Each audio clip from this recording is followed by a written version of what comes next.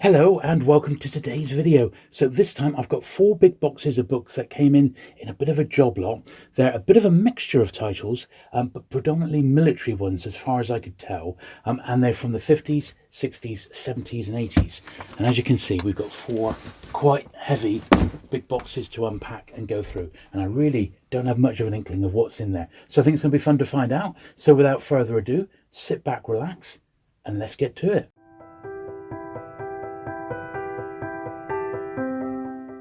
Okay then, box number 1. So what I'm going to do, I'm just going to empty the boxes first of all, and then I'll go through all the books, decide what I'm going to keep and what's going to be going straight to the charity shop, because there will be a percentage which will be going to the charity shop. But I'm hoping, because I got these pretty cheap in all honesty, that there's going to be enough in here to warrant buying the collection as I did, pretty much sight unseen. I had just a couple of little cursory pictures, and I saw some corgi military books, and there was a couple of old penguins, but that was about it. So I don't have a massive idea of what's in here, but I'm hoping for the best, basically.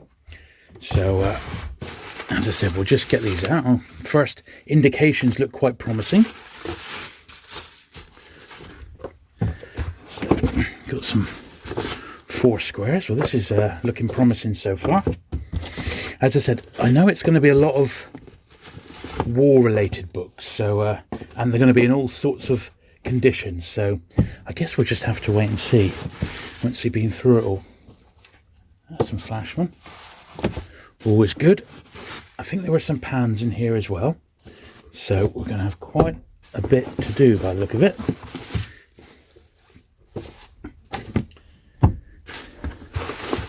So the person who I got these off was, I think he was possibly a relative who'd inherited them all.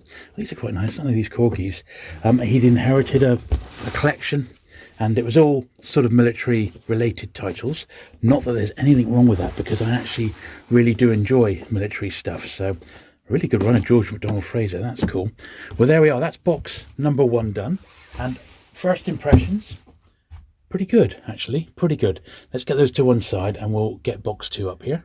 Okay, this was box number 2. Almost had a small hernia getting it onto the table here because it was so heavy.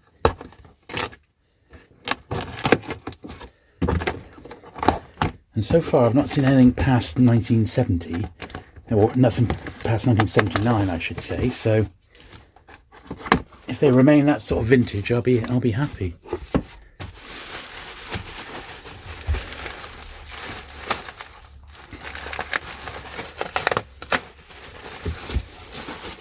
Oh, I see Fontana.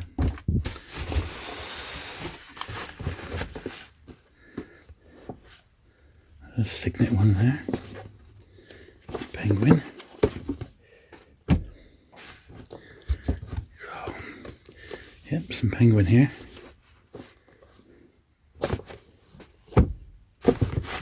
I said I'm very much expecting to have some stuff to take to the charity shops, you know, but wow, there's already plenty of good stuff in here by the look of it. So here's some of the penguins. Oh, that's actually a really key book. I've got the original Penguin of that. It was an early book on the use of pesticides. Quite a key little book, that one. So I'm quite glad I've never seen that jacket before.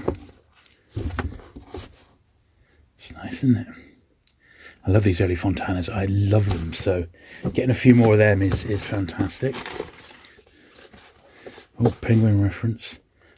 The Penthouse Sexicon. Oh dear. Oh, it's a New English Library. That's all right. Don't mind them. That's what came with 4 square. And more George MacDonald Fraser. Can't believe all these George MacDonald Fraser titles. Blipley.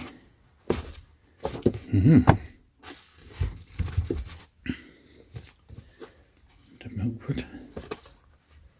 Oh, that's quite modern, isn't it? That would be format.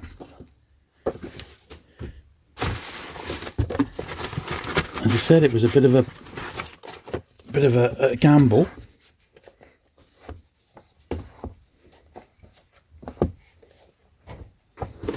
It's a bit worn, that one. Don't think we'll be keeping that somehow.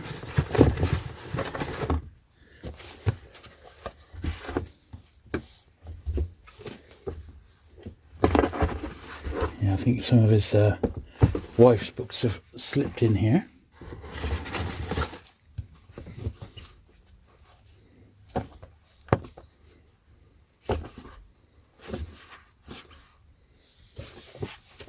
A few business titles as well. Magnus Pike. Blimey O'Reilly.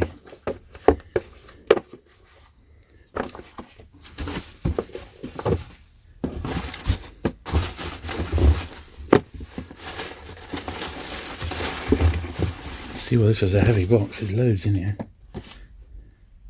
Interesting. I like these. A few of the New English Library ones. They're excellent. Another one there. Just don't often see them anymore, you know. Oh, that's a Bible. See, it really was a big lot, wasn't it? A real mixture. But some nice vintage military titles, and that's really cool. There we are, bridge too far.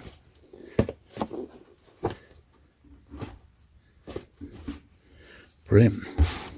That was a pretty good box as well. So that's box number 2. Let me put them to one side. Right, this box I could barely lift. It was super, super heavy.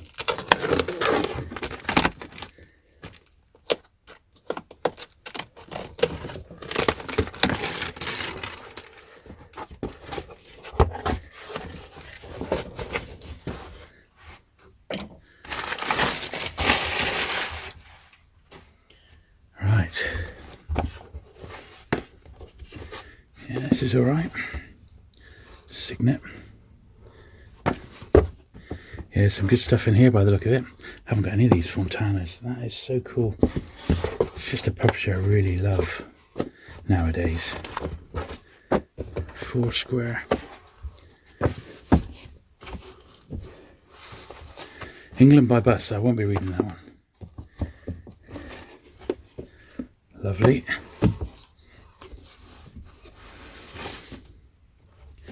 Well, that's nice.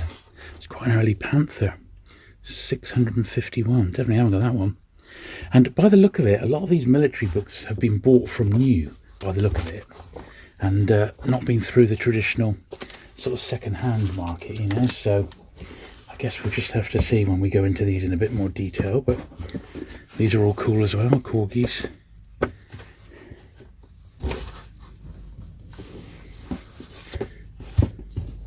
It's nice, isn't it? Panzer Leader. Arnhem. Book on the powers there. My dad was a power. That's a nice copy of the Colditz story. I wonder if that's a first edition. That is immaculate. No, it's a reprint, but what a beautiful copy of that. I shall be keeping that one. It's a real beauty, that one. One of my all-time favourite pans. Yeah, this is proven to be, not everything's perfect, but a lot of it is pretty damn good, so I'm pleased so far with this lot.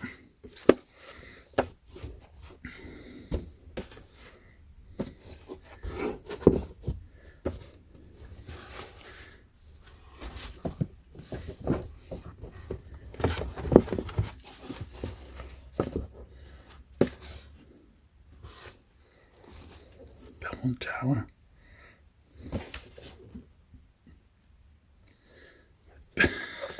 The Pistol Shooters book. Wow. A few books on guns here. They'll be not staying with me. Oh, that's nice. A Second World War escape. My favourite subject, or one of them.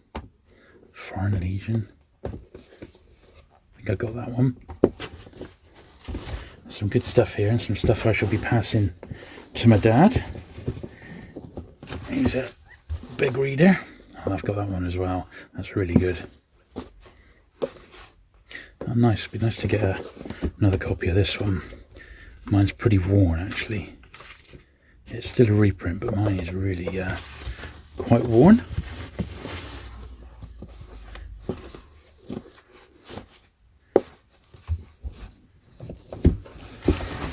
Oh, this box never ends. This was the biggest one. Let's just turn these books around here. rapidly running out of room. Tobruk Commando. Some good stuff here, isn't there? It's another early Panther. Look, 503. The numbering started at 500 or 501. So that is super early. I think the first 100 are SF, like 1 to 100, and then they started at 501. So that's quite nice to see. Very first Pan Giant, Eastern Approaches. Another Panther. And T. Lawrence.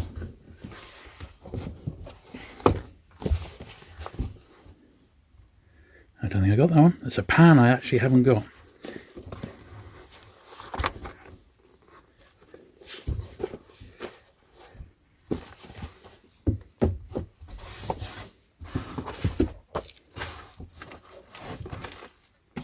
These corgis are nice, you know, these just don't turn up like they used to. And look at that, that's another Second World War escape one. Stolen Journey. Not one I've seen.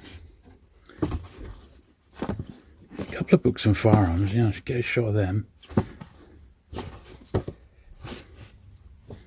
Not my thing. Obviously a military collector, this chap.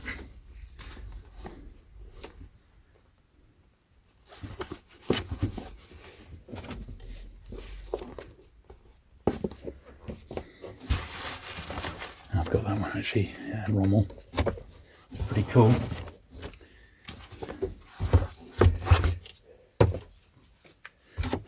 That's a book that's fallen to bits, so that's no good. Oh, it's an old corgi. It's that one I flew for the Führer. That's Fontana number 2, the wooden horse. I've got it, but it's a cool one.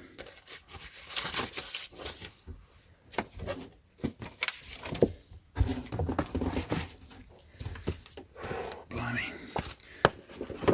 Pan. Oh yeah, green helm.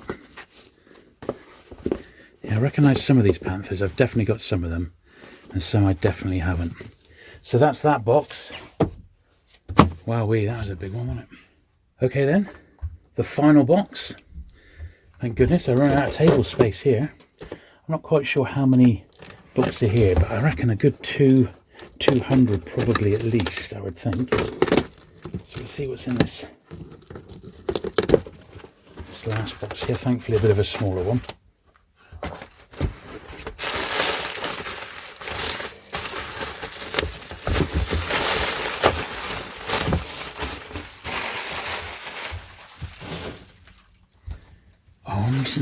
The Arms and Armour Society. Blimey. Never heard of it. So this looks like this might be a few more modern books. And these will probably end up at the old, either with my dad if he wants them, or with the charity shop.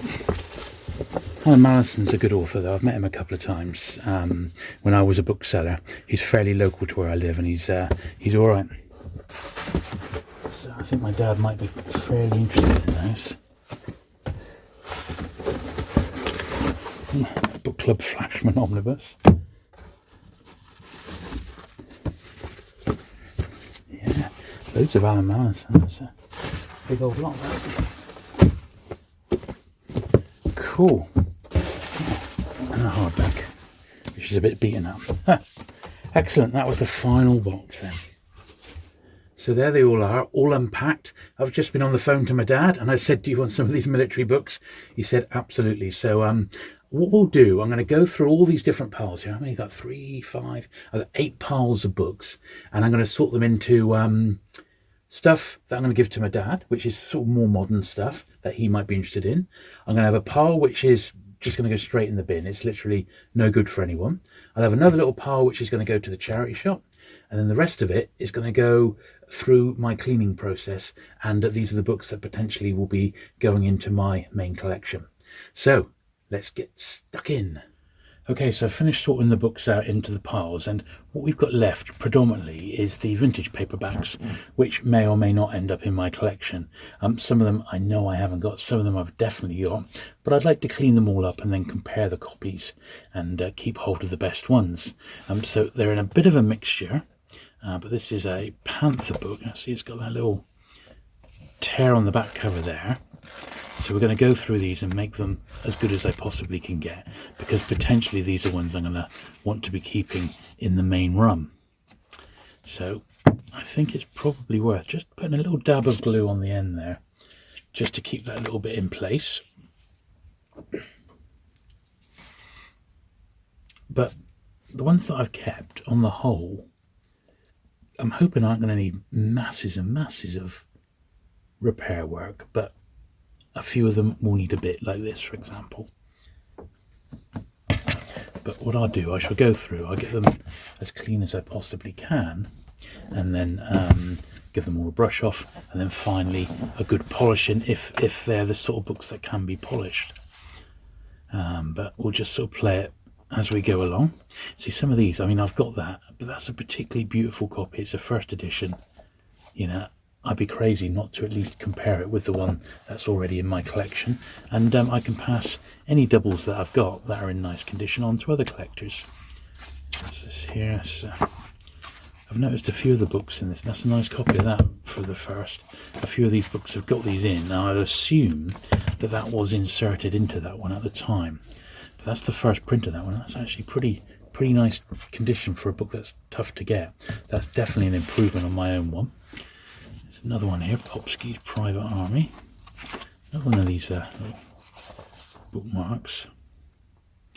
And obviously, I don't know the story behind these, but this collection of sort of war-related books have all come from the same person. As I suspect, it was that person's son who, or son-in-law, or relative, or somebody who got tasked with the job of trying to, of having to clear them all out.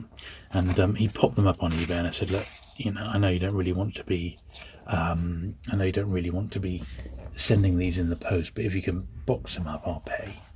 And that's basically what we did. So I got these for a very, very reasonable price. So I'm pleased with that. So that's a fourth printing of that one. And I've actually got, I think, a pretty nice copy of the Frogman. And I think it's got that original jacket. But I'll clean it up because it's such a nice copy. Even as a reprint, someone will probably want that one. And it's one I actually was fancy quite reading that. So I might give it a go. Here's a nice Fontana. I've had a few Fontanas out lately for a video on my other channel. And I just remember just how gorgeous they are, particularly when they're in nice condition. And with Fontana, I like to have first editions, but if they're not firsts, I don't mind. This one is the first from 1961. But yeah, if they're not first editions, it really doesn't bother me because I just love them for the design of the books. Here's another Fontana, a bit of an earlier one. The majority of my Fontana collection is actually all Agatha Christie's, in actual fact. That's the first as well, from 1955. A little bit worn on the spine there, but it's okay.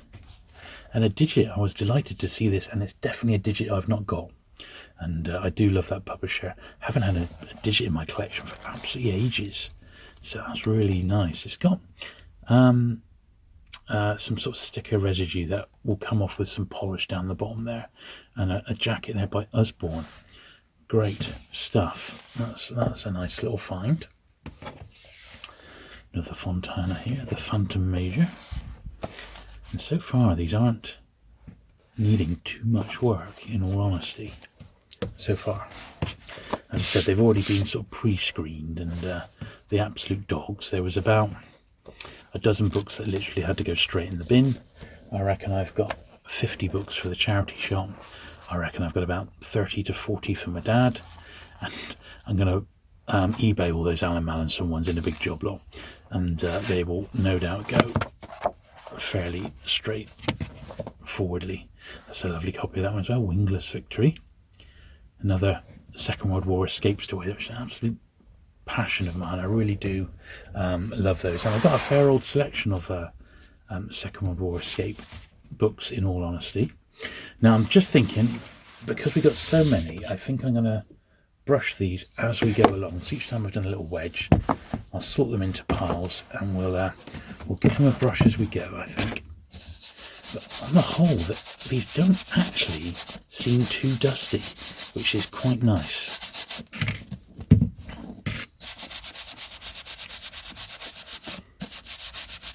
I was saying that, a fair bit came off the top of that one. I guess it might be a little bit hit or miss. Some of these books are 60, 70 years old. I don't think there was much from the 1940s, but there was certainly... The book started from the mid-50s, didn't they? Onwards, by the look of it, date-wise. So, sort of mid-50s up to early 80s, I think would be a pretty good ballpark. Obviously, the Alan Mallinson ones were much more recent than that. But all these old military ones, because that was when it was booming.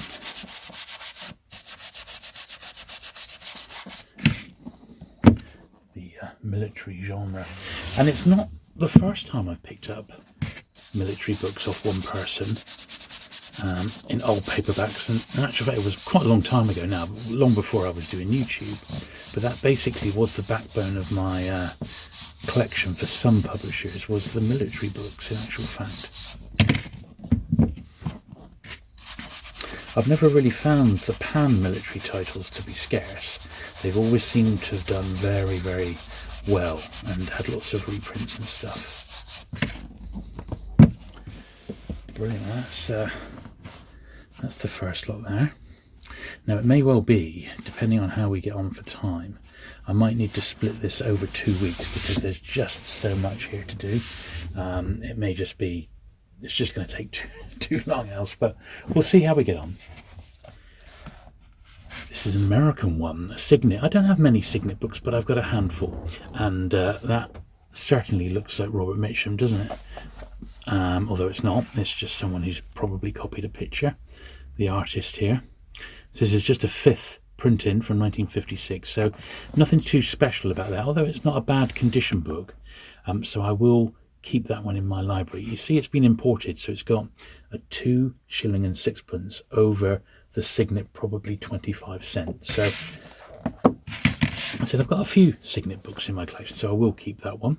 Now you don't see these very often. This is a Viking book, and this is a giant, a Viking giant. So it's a bit thicker than a usual one. And I do have some of these, and before this sort of collection turned up, I was all set to do my British paperbacks to give them a clean. So this little lot has preempted that, but that's okay, we don't mind. Now I think I might have this Fontana one, Beyond the Chindwin. I think it's one I've got, but I don't mind. The first printing. I wish I knew a little bit more about the Fontana cover artists. You know, I don't know a lot about them. I've definitely got this one, but it's a fairly nice copy of what is, I think, quite a difficult book to find in nice nick. It was that funny period when certain pan books were glossy covers. I suspect, without looking, that this is a reprint. Yeah, it is. So this, the first printing, it was seen number 120. The first printing came out in 1950. This reprint from 1955, and I think it's got a slightly different cover. So I shall definitely be keeping that one, because it's although it's a reprint, it's a nice condition one with, I believe, a different jacket on it. Now I actually like New English Library, and I've not got a lot. In fact, I don't think I've ever come across so many in one hit. I prefer I like their sort of shock titles, stuff like The Edge and things like that. But to have a little run of military New English Library titles, I definitely don't mind, as long as they're nice early editions. Like this one's from 1973. They've got a very particular cover style, which I think is really nice. They did quite a bit of sci-fi, SF, and they did some horror, and they did the biker books, and they did the Edge books, all those westerns, and it was Foursquare, and it became the New English Library, and I'm getting quite a nice little run of them together, and definitely enhanced with this little lot today. So this is Fontana number 30. Now this is going to need a little bit of repair work, but it's worth doing because overall it's not actually too bad.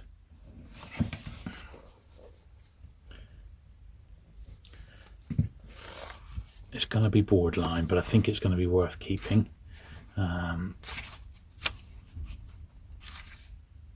Yes, it is actually the reprint from 1955, but I'm just going to slide some glue in there. As I said, with Fontana, I don't actually mind if they're reprints or not, because I don't really collect them for like collectability, although some of the Agatha Christie ones themselves are collectible. I collect them just because I love the cover design, and they're actually really nice books to hold and read. And there are some great titles in this one series. In a way, it's a bit like a poor man's Pam book, with the sort of mixture of titles. There's crime ones, there's lots of non-fiction, and the covers aren't quite as good, but there's some real gems amongst the Fontanas, and they do stay really, really good right up into the 60s and 70s with their cover designs and stuff. So because of that, that is sort of why they're in my collection. I've only got a couple of hundred at best, but I do enjoy collecting them when they turn up. So that should be enough for that. But yeah, I cannot remember the last time I found an early Fontana book in the wild, and we were talking years ago. They're just not out there. This one I have had before, Rommel, so I've got a copy of this in my collection already, so this is definitely going to be a double. This is the first. I don't know if the one I've got is a first, so if I can swap it out for the first edition, I might. It just depends which one's better. I think the one I've got is an absolute beautiful copy, so I may just stick with that. This is great as well. This is Fontana #2. This is another Second World War escape story. They had a tunnel built under the gymnastic equipment. This is looking a little the worse for wear,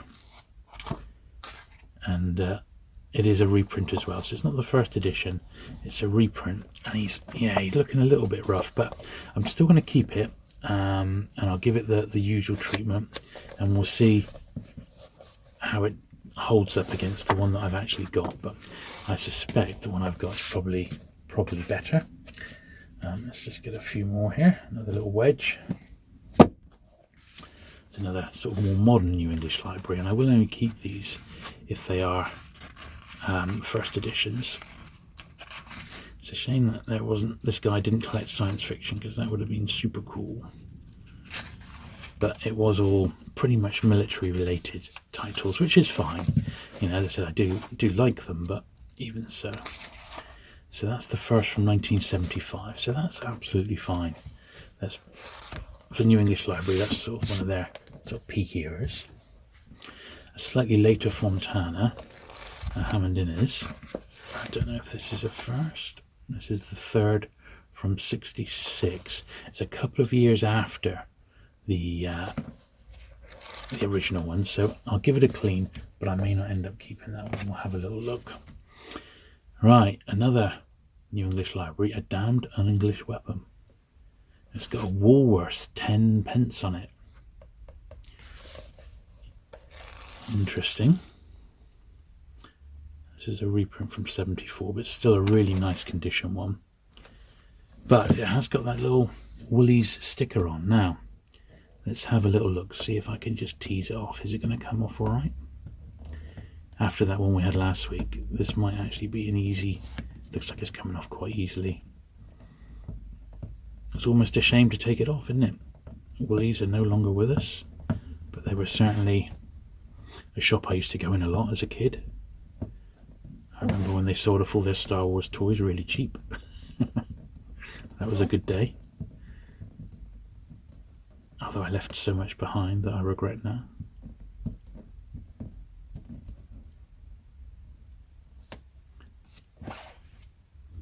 Yep, there we are.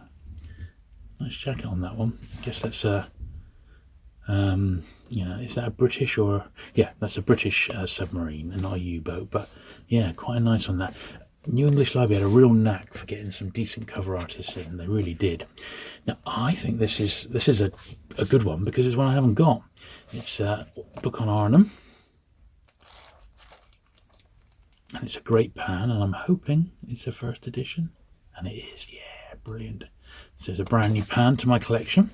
It's got a slightly sort of waxy feel to the colour. It's really weird, but hopefully that'll come off when I give it a polish. Here's another New English Library. There are military history ones.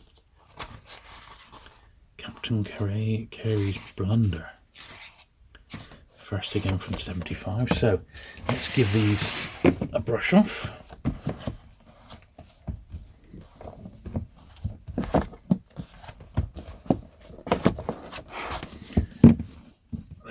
course, in any order at all, because these are just as they've come out.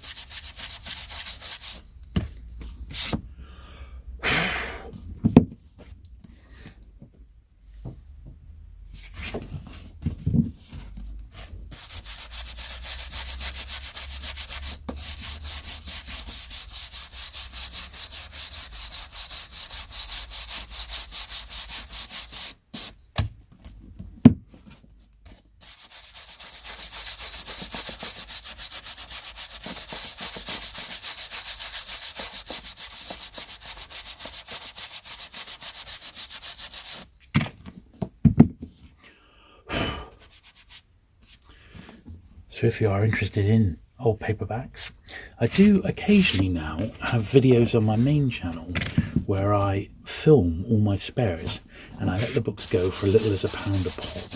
So as this video goes out on the Saturday, literally the day before, I put up a video with my spare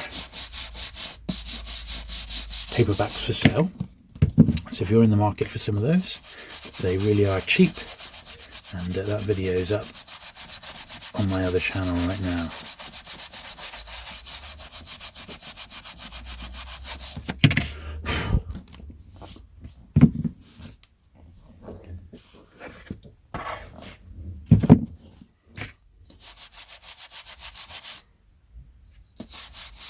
Just recognise the cover artist there. It's W. Francis Phillips. He's another one of my favourites. I've actually got a New English Library book by him. I've got the original cover artwork, which is pretty cool.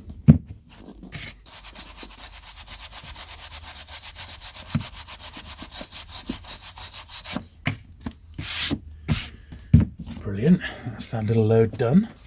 Cracking on. We got the end of the pie here. So this is another pan that I know I haven't got.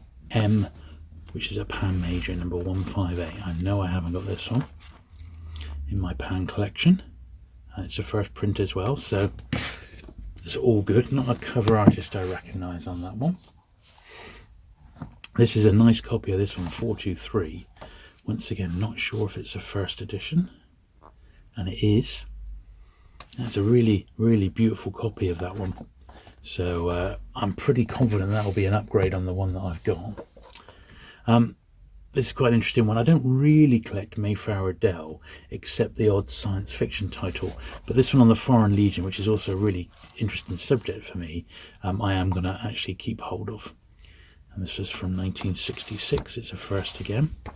And I say on the whole, most of these, I have a feeling that they were bought by the original owner pretty much from new.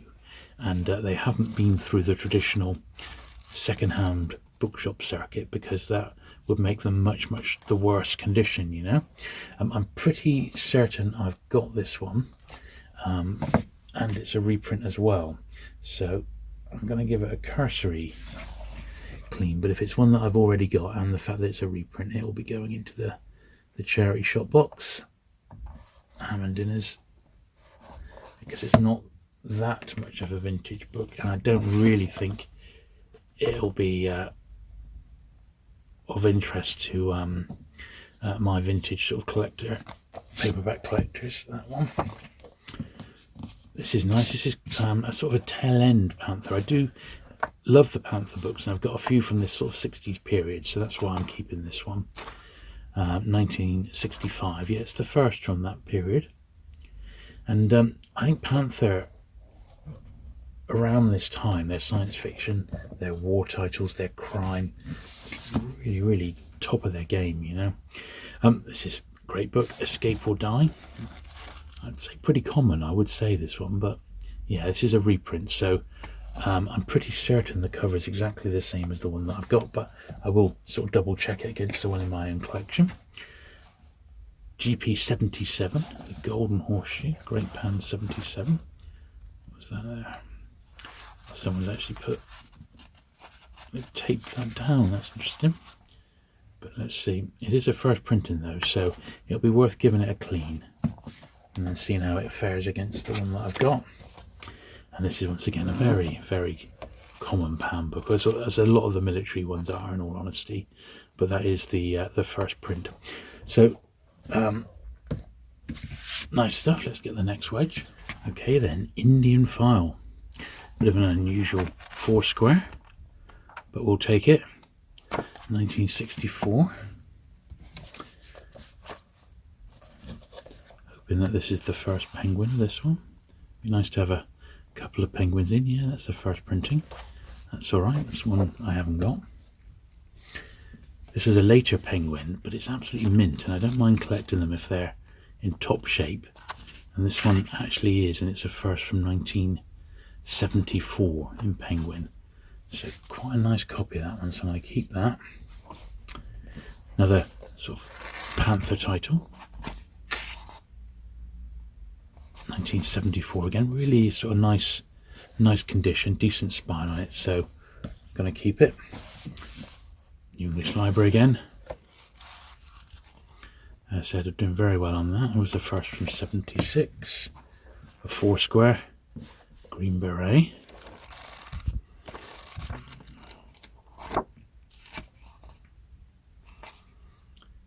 First 4 square was 1959. This reprint is from 1965. So I will probably keep that as a filler because it looks a pretty good title, in all honesty. This is one from Belmont, crazy publisher. They published a lot of quite sort of cheapy stuff, but it's one I haven't got in my Belmont collection, which is a few hundred books, so I might as well keep that one as well. This is a little world one. Return to Creek. Got a nice cover, that one. Lots of action on it. This one looks quite nice condition as well. It's at 1958. Published in this edition 1959. There we are. It's actually pretty nice, that one. And then it says another early Fontana, number 62. The Tunnel.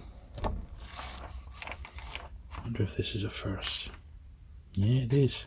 See, that was reprinted a lot, so to have that one in first edition is also pretty good, actually. So I've done all right on the whole on that one, on that little lot. Sort these into 4 piles. There we are. Give these a brush down.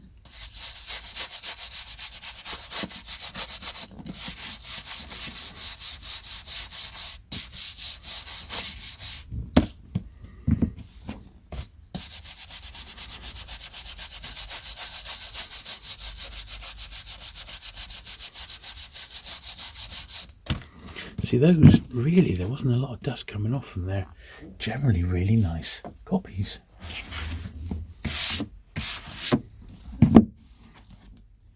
I think what will be quite fun to do, once I've been through and cleaned them all, I will break them down into their respective series.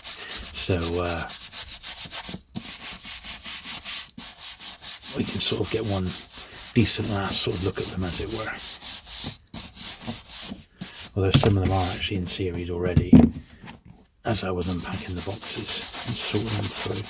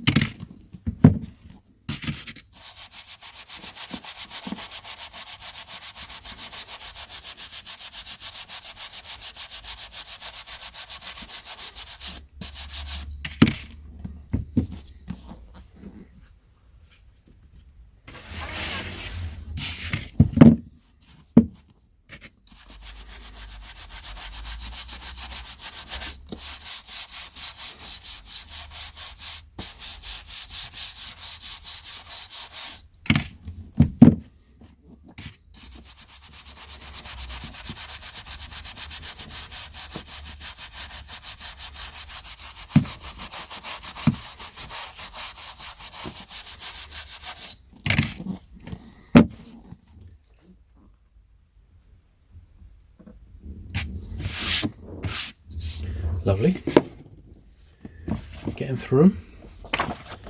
Right, another pan that I don't actually recognise. Strike Hard, Strike Sure, X382. So I think this is going to be a new one for the collection.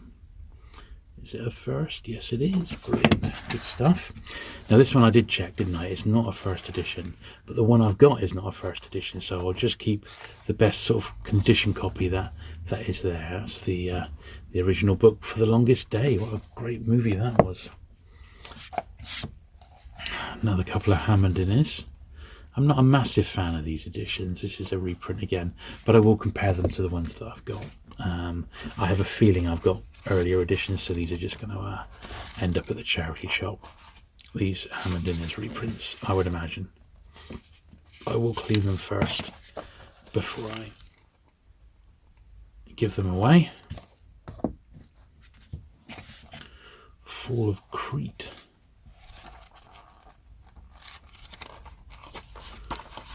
Big receipt in there.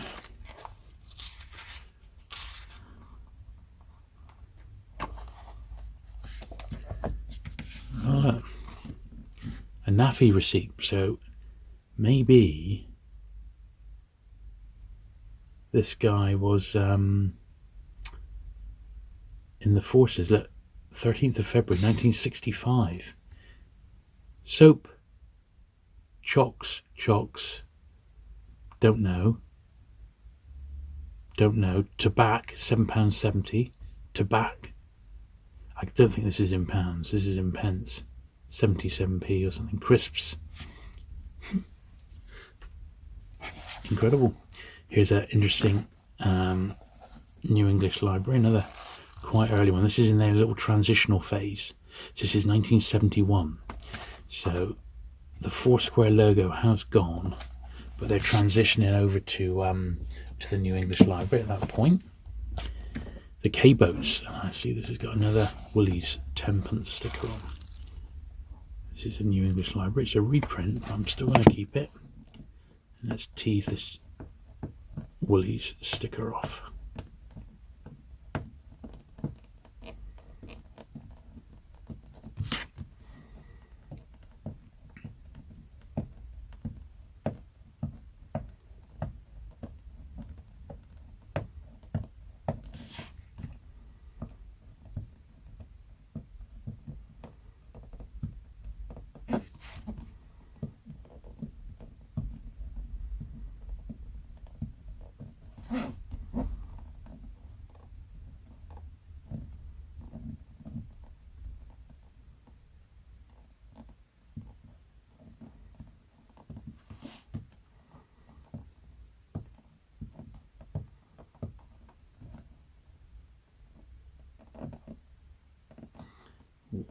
There we go.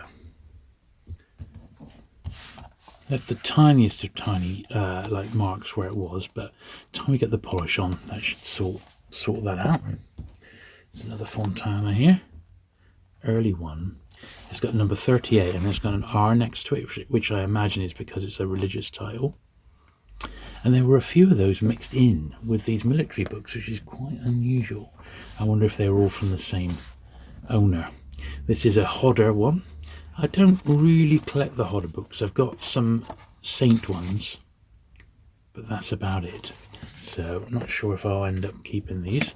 This is that really nice edition of the Colditz story, and we know it's a reprint because we checked it, but it is a particularly nice copy of it.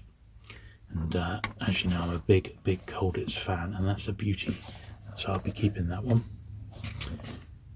Another Fontana, a little bit of wear down the bottom of the spine there, which I'm going to glue in a sec. Oh, look at this. That's quite nice, isn't it? I've come across these sorts of things before. Butlin's Holiday Hotels. Brighton, Blackpool, Margate. There he is, Billy Butlin. Wonder what that date's from. It's probably the same sort of date as this book. And this book edition was published mid-50s, yeah, 1955. I've had some bits of Butlin stuff through my hands over the years that have turned up in collections, but I'm tempted to sort of keep that now, in all honesty. But let's pop this little bit of glue in here.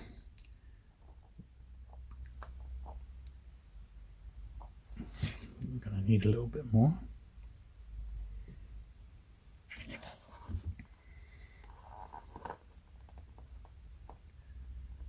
There we are.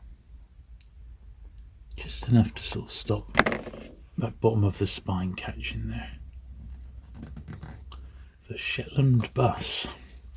Fantastic Sea Adventures of the War. During the war. Right, Flashman. And there's quite a nice little run of George MacDonald phrases, and I was delighted when I went through them that all bar one of them was a first print. So I shall definitely be keeping these. I am collecting a run of Flashman in first edition hardback, but I've only got the first 5, but that leaves 7 to get. But they're slightly easier ones. I'm just waiting for really sort of nice copies to come along. And at a decent price, I shall grab them. But these are all the original first edition jackets. It's really, really nice to see these pan ones, and they're nice nick, much better than they usually turn up on. So I'm pleased with that. Yeah, good stuff, old Flashman. The Cad and the Bounder. Oh, that's a nice little bookmark there. Flashman at the Great Game, in the Great Game. James Thynne, that was a bookseller, yeah, Scottish bookseller. This is a 70s one, isn't it? That's really nice. I shall keep that in with that one. I really should pull all my vintage bookmarks to one side, shouldn't I? And this is the very first Flashman book, in the first paperback edition of it. So the first volume of the Flashman papers, and it's the first printing. And I don't think I've got that. Or this rather. I don't know, I don't think I have, but I might have. I think I've got 1 or 2 Flashman firsts, but not the very first one, in which case I'm extra pleased to have that one. And then there was this one, which is a Pam, but it's not a Flashman one, it's the General Dance at Dawn, but it is still a first. So that's pretty cool. So let's get these, look at the dust on the top there. Get these all brushed, so pop them in little piles.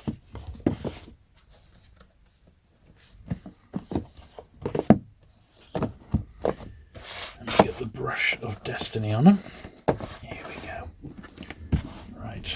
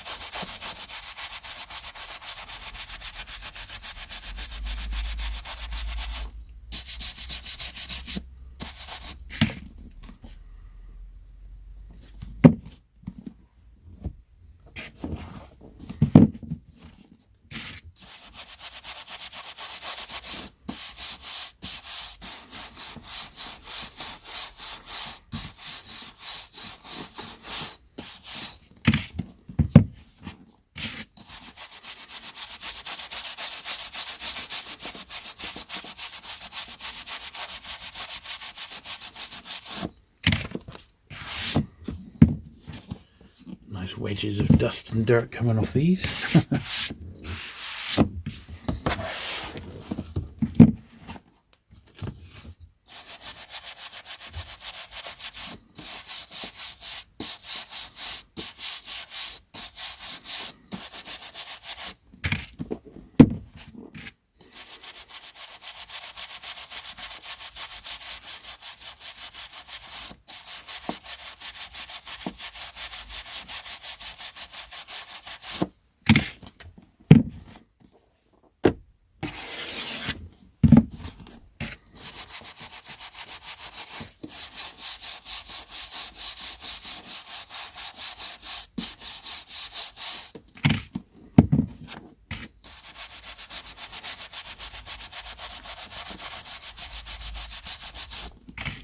Lovely. That's that wedge done. Right then, so cracking on. So we've got a hodder here.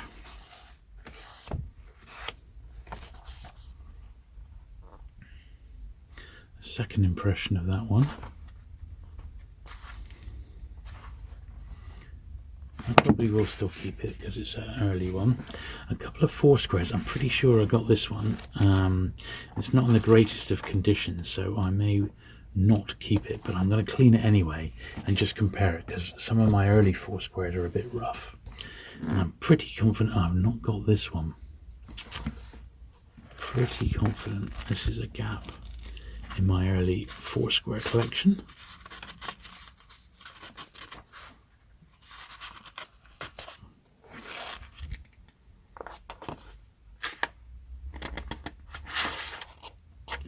It's a first, so that's good. Another hodder here. Alan Villiers, he does all sort of naval titles, sailing and what have you. Nice jacket on that one. Gallipoli, this is an arrow. I recognise the name. I don't tend to collect a lot of arrow once I've got a handful, but I think this one's probably going to end up staying in there. Yeah, 1959 is quite a nice one, that.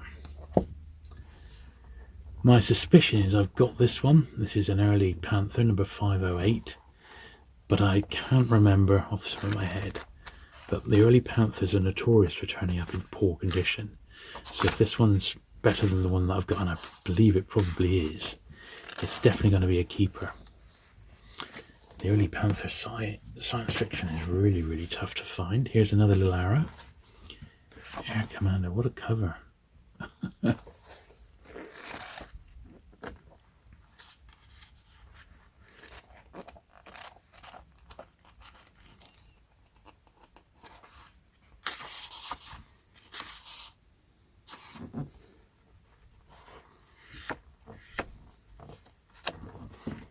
It's funny, but historically, amongst paperback collectors, the war titles aren't that collected. There's quite a small market for them. This one I'm pretty sure I've got,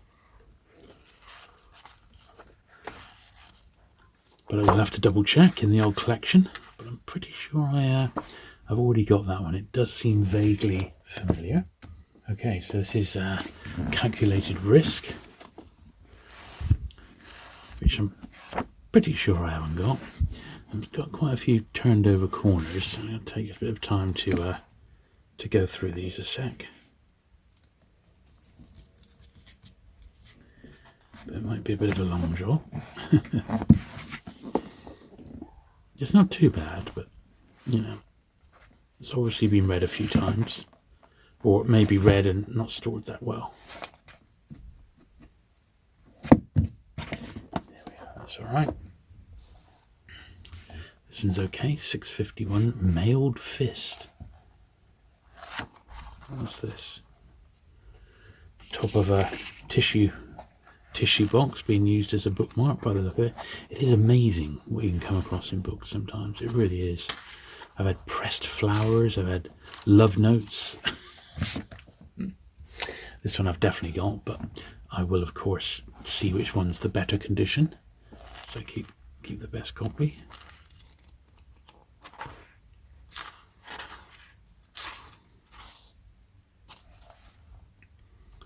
(1956). So few got through. Another arrow title.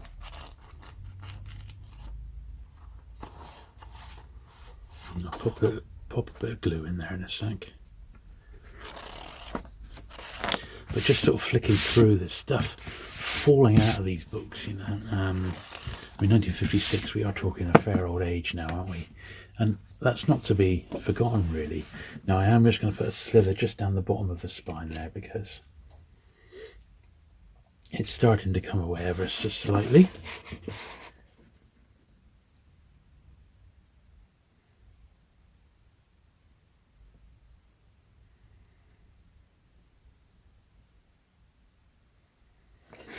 Yeah, a couple more splurges, I reckon.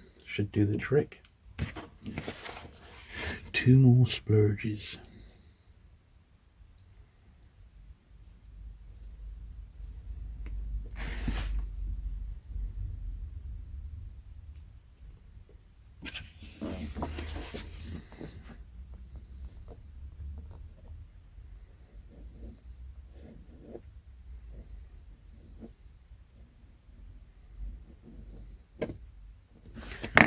That'll be okay.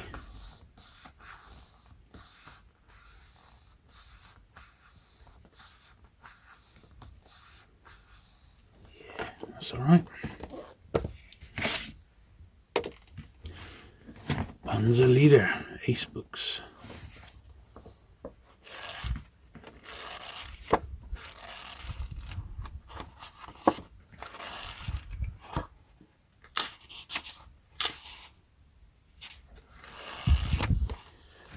'57. We got another slightly later Panther, Battle of Ardennes.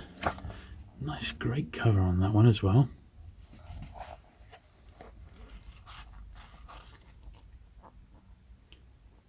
'59. Lovely. So I think we should give all these a brush now.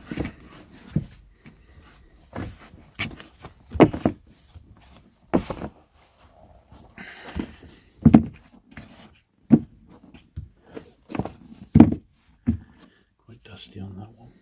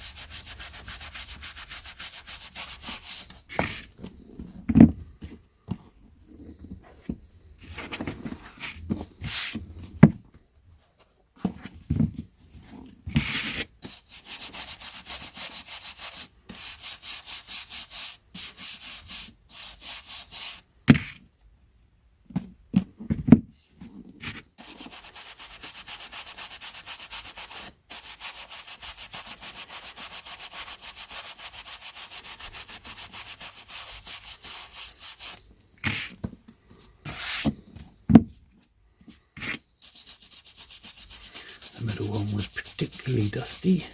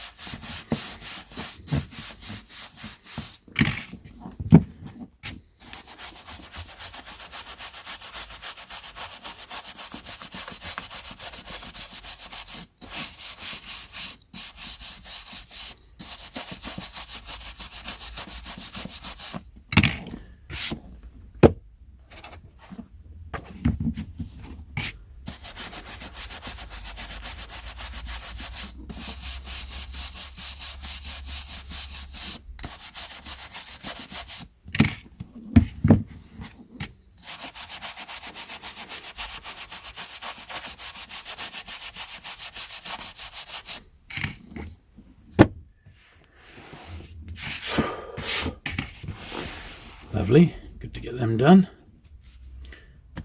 Let's get another pile ready. Okay, so the end is in sight. I'd say we're 2/3 of the way through, and this is the last sort of couple of piles of books to be gone through. And thankfully, it's not been a mega job.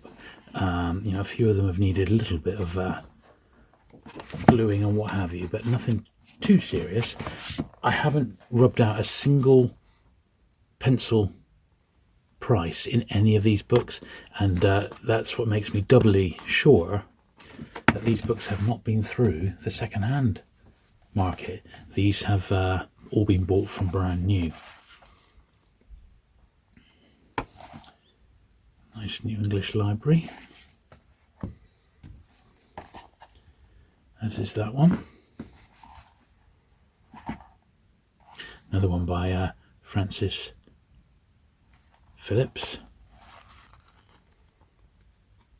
Such a distinctive style. I wonder how many jackets he must have illustrated. An awful lot, I reckon.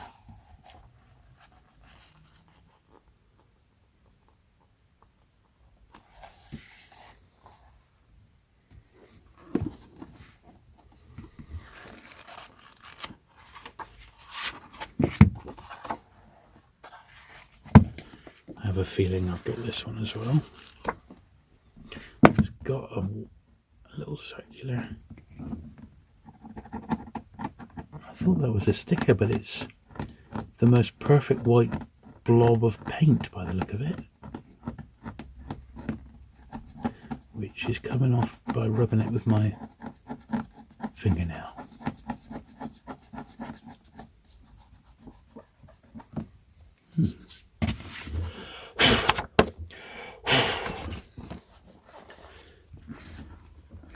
Gonna need a shower after doing all this lot, I can tell you.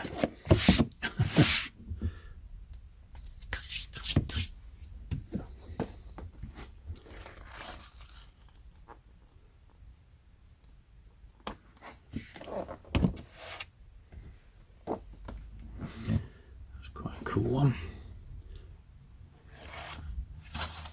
Another bookmark of unknown origin.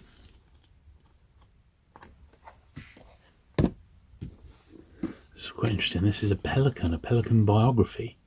Don't think I got any of these. It's right on the cusp of the era that I collect. It's from 1970, I believe. Let's just double check that. Yeah, first pelican from 1970, and it is on Kipling, so I think I'm going to keep that as well. I think that's, even though it's a little bit outside my collecting era, it looks a good read. Here's another signet. Actually, we saw one of those at the start. An American one. It's a second print. Guessing this has probably come over as well with on one of the boats, as was the way back then. Fontana, the little religious title, and that actually has got, it's just saying we haven't done a single price sticker, that actually has got a 2 and 6 in the corner there. So we'll swiftly rub that one out, like so, and there's a tiny little bit of the spine coming away down the bottom. So we shall also address that with a smear of glue just in there.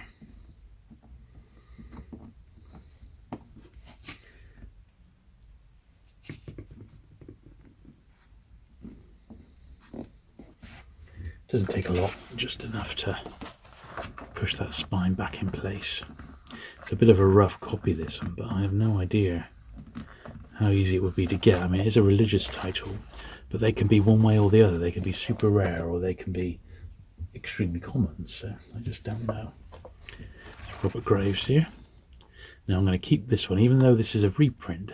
I'm not sure if it's the first time it was released as a Penguin Modern Classic, so because of that, for the time being, I'm going to keep that one in my Penguin collection.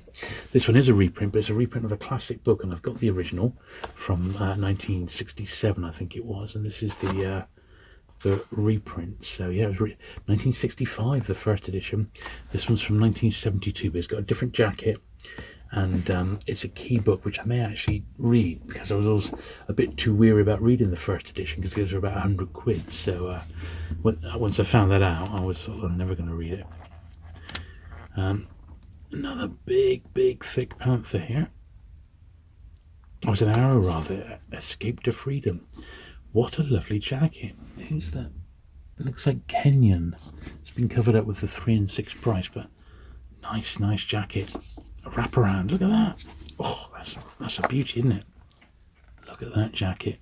Gorge. That's lovely. I think I ought to pull all my Second World War escape books together and make a dedicated video on them, because I think it would be brilliant to have a look at them all in one sort of hit.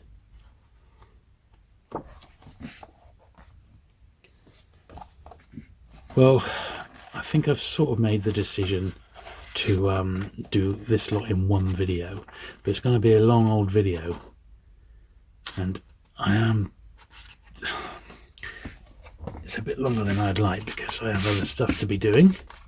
Watson's Heavies, only made the old way. What is the old way, and what is Watson's Heavies?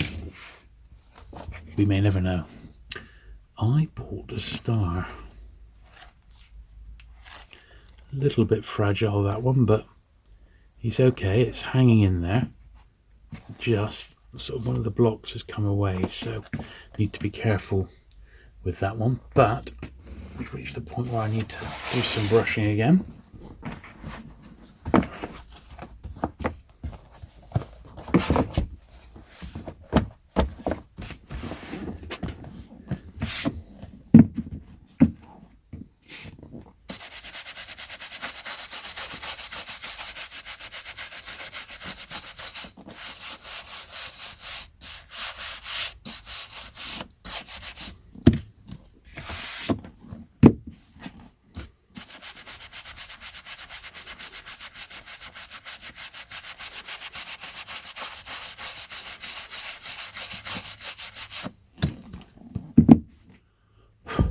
Lovely.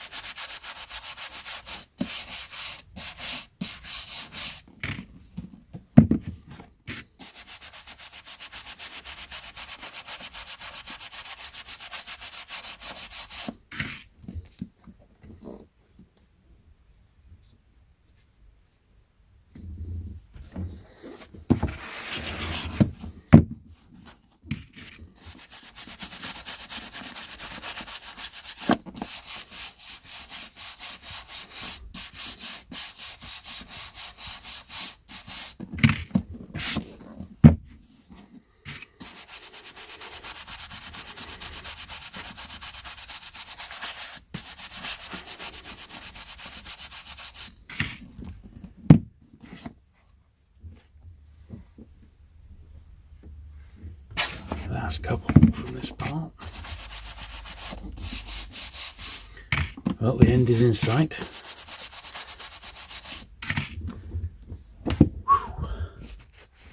We've got these sort of slightly smaller format ones, a World and Corgi books. And I think on the whole these are pretty much alright.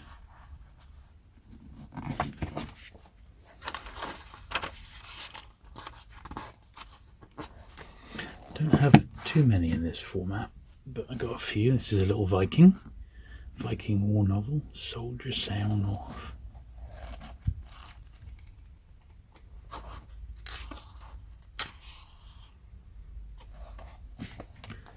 Good stuff.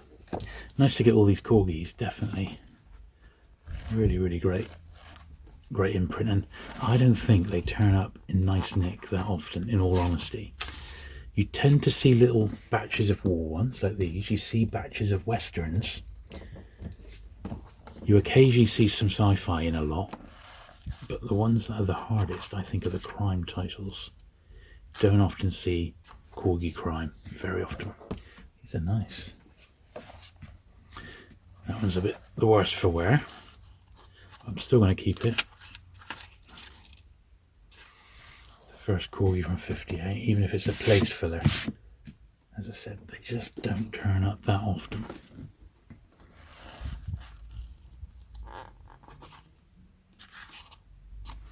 These have all so far been corgi first editions, which is cool. The Dead, the Dying and the Damned. Looks like Richards is the cover artist on that one. It actually is a corgi reprint, that one. So the first one is a reprint, but still cool. This one I've got, I know that for a fact, it's a T. It's a different sort of size. That's also a reprint. I believe the different sort of numbering with corgi is a bit like what Pan did. It was different series and different size books had different price points. I think that's how they worked it out. So the slightly thinner ones were T's. There was also a Scotty imprint, and they were for youngsters. That one's quite a bit worn, that, in all honesty. It's borderline. I'll see if I've got it first. Another Panther. Also a little bit worn, that one, down the bottom of the spine.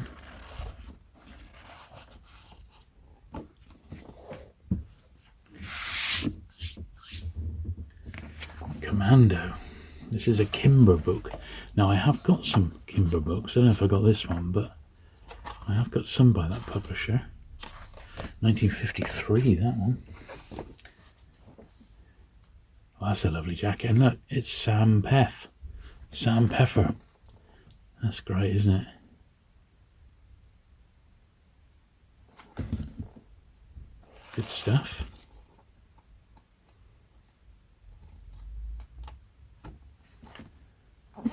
Nice.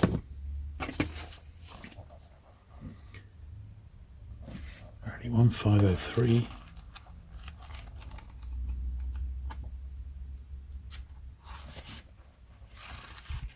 These early Panthers are definitely quite scarce. Right, let's get these into a few different piles.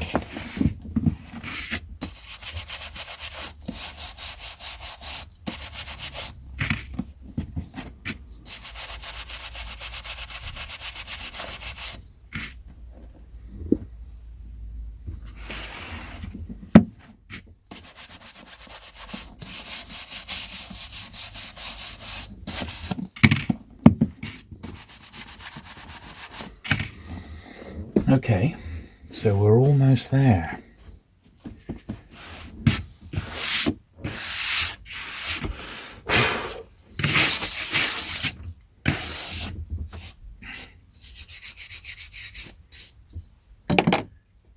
Last little wedge now. Well, I got two little wedges to go, so we will be done. soon enough.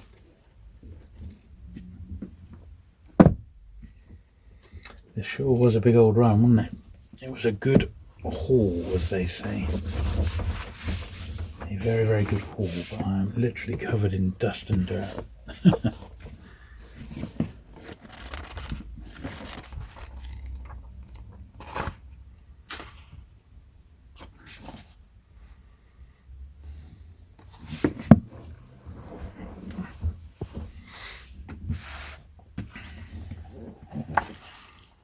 That's an interesting one. To the beat of the drum.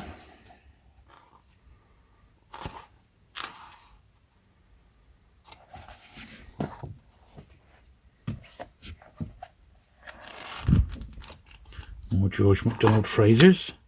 It's got a Quentin Blake jacket on that one. That's quite nice, isn't it? This is funny. The Penthouse Sexagon. Dear, oh dear. Saucy alphabet by the look of it. Probably incredibly collectible.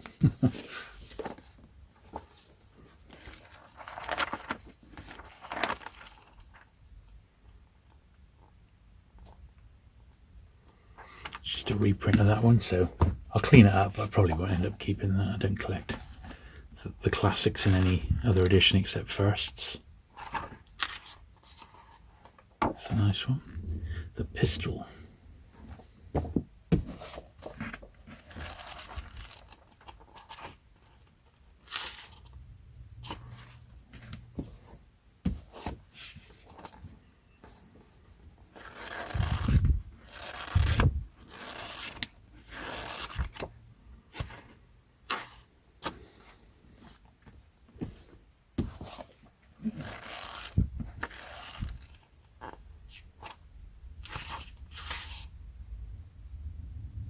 That's a shame. That one's a...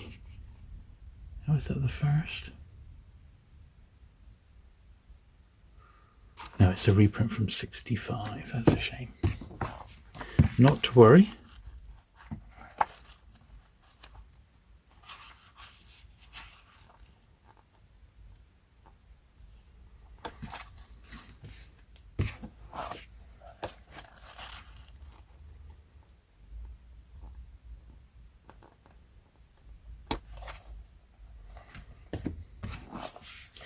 G Patrol.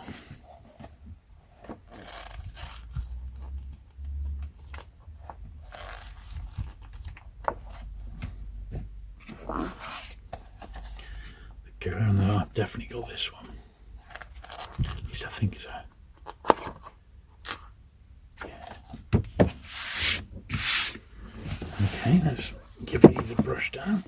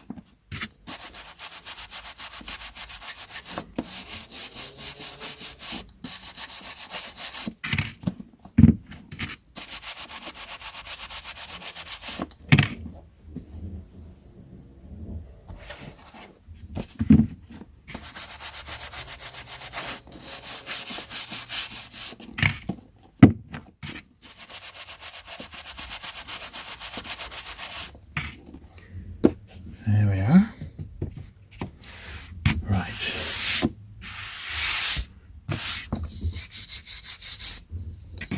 The last part, which is all more corgis again.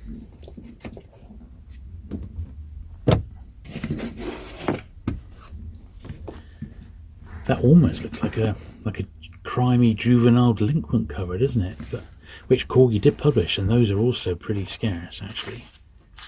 My Two Jungles, 1959. Lovely, lovely copy of that. This one I think I've got, but I've got it in a really, really rough copy. Look at that. What a beauty. Got the escape route. Oh, that is so nice, isn't it? I can't quite make out the artist's signature, M.O. That makes me suspect Mortalman's. That's the only one that comes to mind. Yeah, it's a reprint from 1956. Oh, what a beautiful jacket. Absolutely gorgeous, that. Tobruk Commando. These are nice, these Corgis, I've got to say.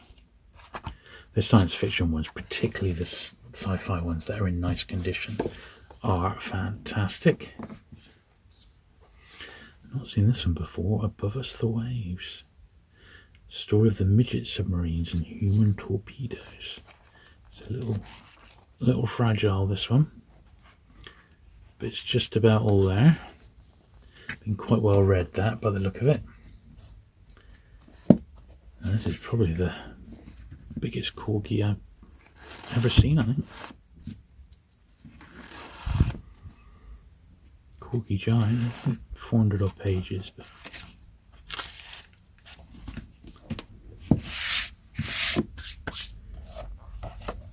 Alpine Partisan.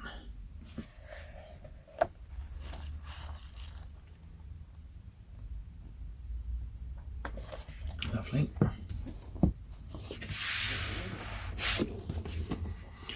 Tim Carew.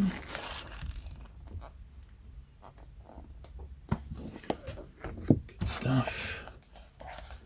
San Demetrio.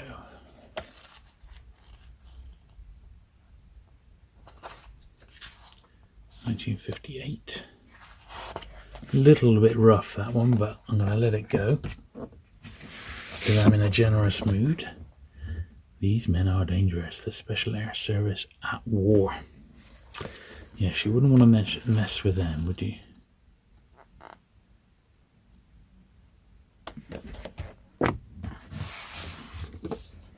Nothing to Lose. 5 years in the Foreign Legion. Vive la Légion.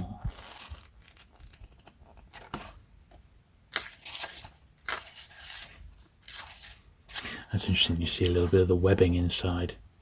You see that with the odd Foursquare book around this period. Right, let's give these a brush.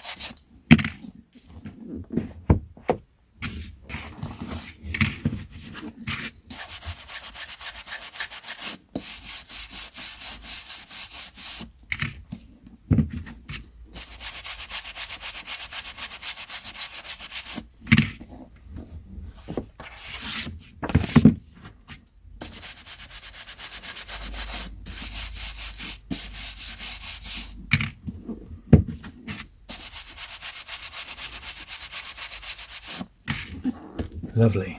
Right.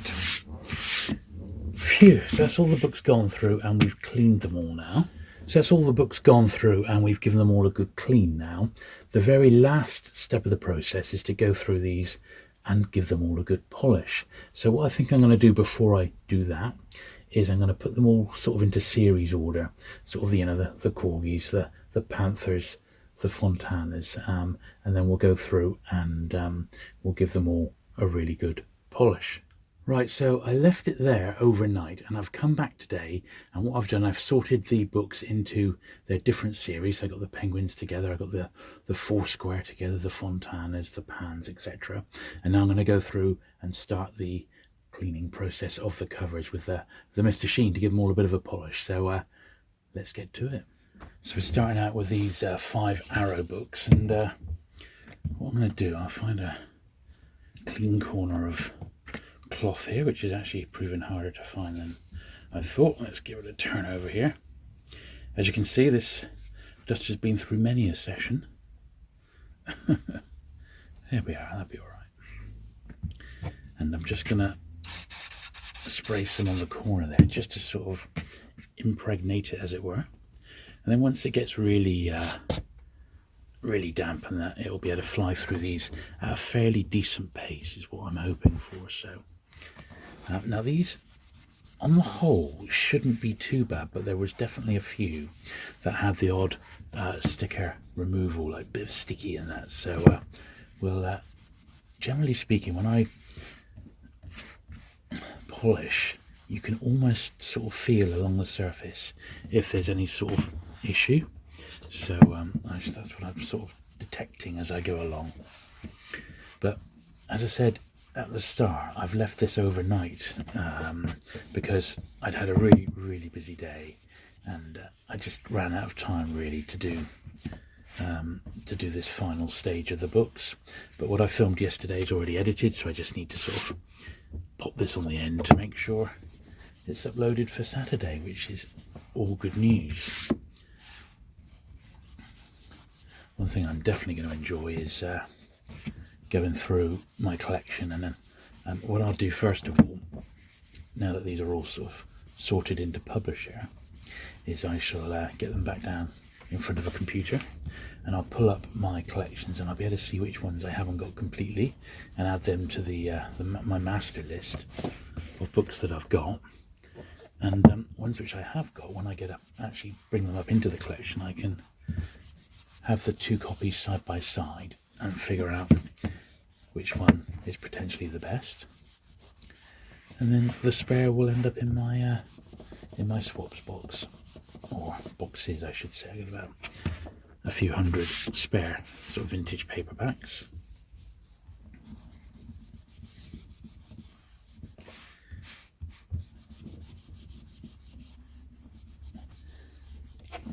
This is that one with another beautiful escape story title, and I have decided off the back of this video I'm going to be doing a dedicated video on my other channel looking at my escape story paperback collection, because I've got them for predominantly Second World War, but I've got lots of the First World War as well, and I think that'll make a really, really decent video.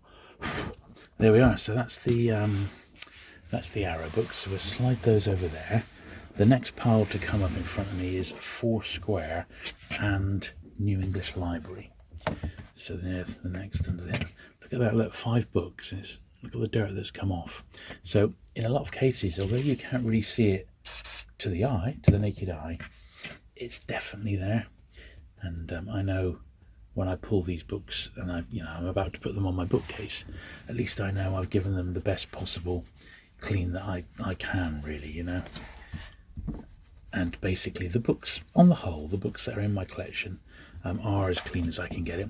There's still a fair bit that haven't really been through the meticulous process yet, predominantly Penguin and Pan books. And I've still got my big runs of Doctor Who and Star Trek to go through the process, and my annuals and larger format books, which I haven't really got access to at the moment because my daughter is staying in the spare room, which is where they're at. I haven't really got easy access to them, but her house has just come through, so hopefully quite soon I'll be able to get in there and reclaim the space, as it were, and get a bit of access, because that's also where my Star Trek and Doctor Who books are.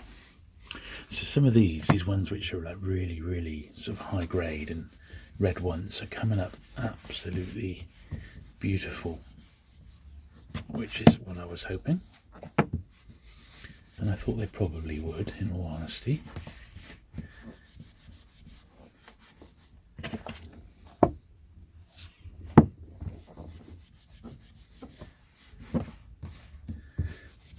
at least this way, they're broken down by publishers, so you get to see.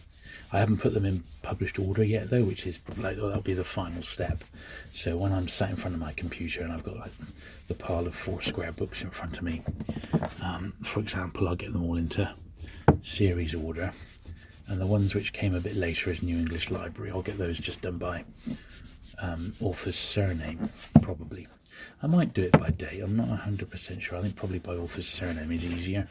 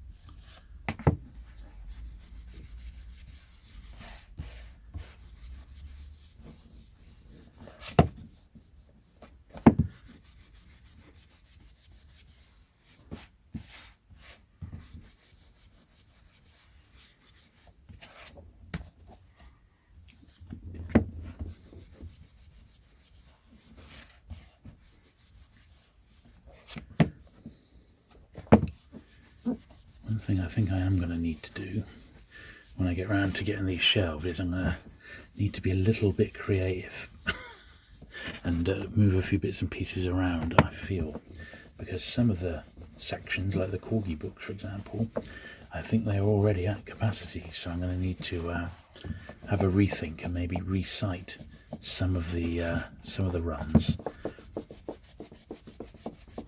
to allow a bit more room.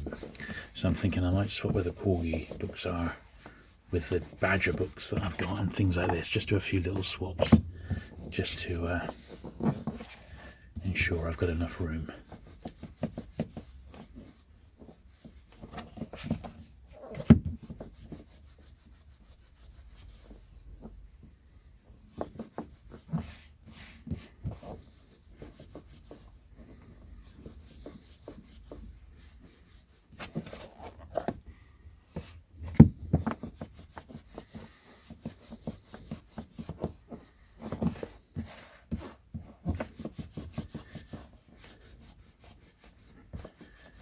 These early Foursquares don't really turn up that often anymore. I'm glad I've got what I've got, but I would like to get a few more if I could. These really sort of big bulky ones, I think it's about the first 300 or so, they're in this really sort of like oversized A format size, and I reckon I've got about half of them now.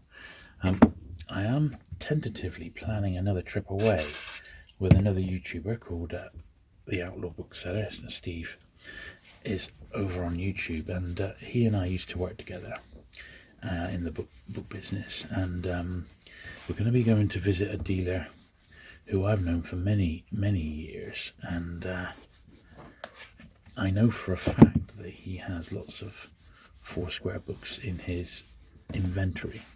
The only problem is they really are, each book is sort of priced, and it's like a collectible, as it were, so I don't think I'm going to be picking up masses of bulk. You know, I probably would have to spend, say, £100 to get 20 to 25 books, so I ain't going to be buying a lot. But if I do end up going down that road, obviously I'm going to be filming it all, and it's going to be like, I'll interview the owner as well. We'll see what I come away with, but if there's a few really choice Foursquares for that sort of money, and they're really nice mint, they're probably worth it, in all honesty. So we'll see. I'm looking forward to that. It's going to be in November at some point, which isn't that far away as we film this. Certainly overnight the weather has changed where I am today, and it's very blustery and windy out there, so if you do hear a little bit of wind in the background, it's not too bad at the moment, but when I came in this morning it was really wet and horrible. So if you do hear any of that, that is why. We are certainly moving into winter now.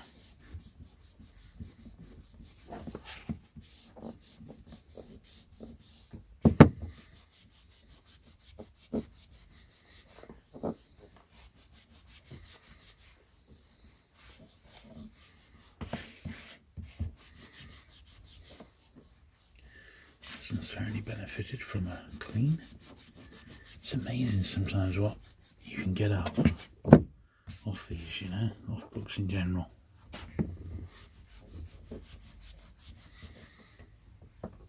But New English Library is one of those, it's not an underrated publisher, it's just a publisher which has got a lot of hidden gems in it. And although these are predominantly war ones, some of the other stuff they publish is really collectible these days, and it's very much in demand because they weren't afraid to push the boundaries a little bit with what they published.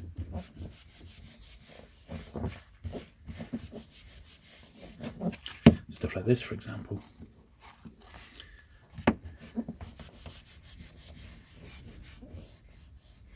Which I would imagine, being a very, very early New English library, is probably quite collectible.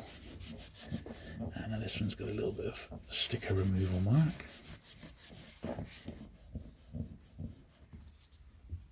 Let's put a tiny dab on there. Yeah. There we are.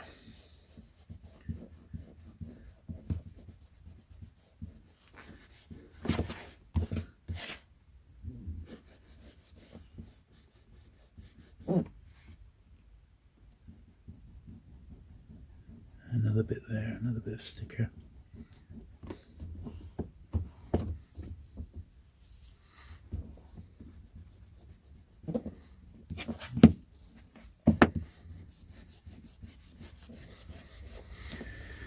So, that's all the New English Library done. So we get them back into a pile. And we'll start on the Fontanas. Okay. So we had a bit of a mixture of the Fontanas in that they went as far as the sort of the mid 60s. There wasn't really much beyond that, but there was a nice little selection of a few of the earlier sort of style jackets, which are my favourites. These Hammond Innes ones, I suspect, I'm probably not going to keep hold of them in actual fact, because they weren't first editions, and also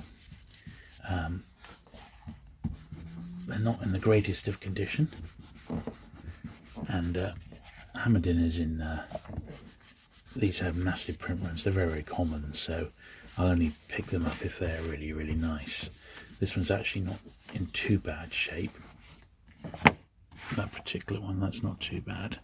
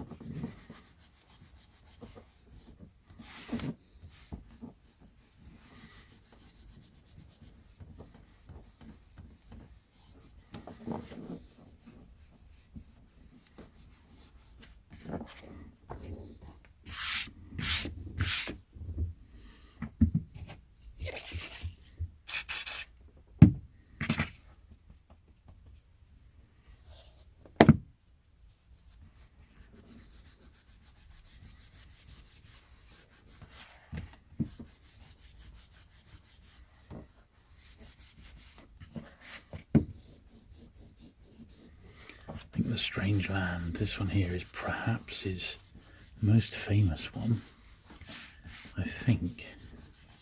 The thing was, they would release a book by an author with a series number, a Fontana number. If it got reprinted, often, a bit like Pan, but often they would have a different number, a different series number. So, and it would generally denote a new cover as well and a different price point. So I've never actually seen a definitive list of all the Fontanas, but I've got like a rough list of the first few hundred rather, first say 400 to 500, but it's got gaps, so I've never sat down and worked out what was what. I'm sure one exists, but I just haven't got access to it myself, and I'm not collecting them that way, you know. I just sort of grab them as they come, which is this is the first time I've had so many in one hit in ages.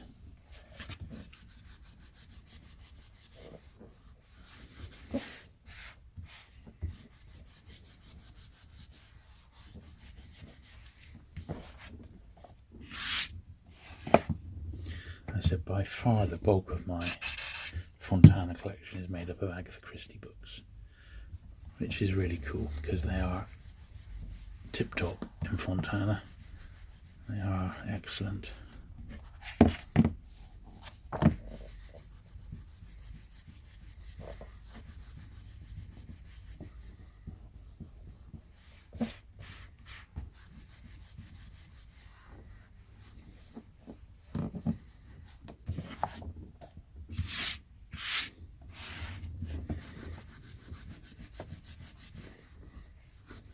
Yeah, even though this isn't a first, I'm pretty sure my copy's much worse condition than this. So what I might do, when I've got everything sorted and catalogued, I might do a little video actually in my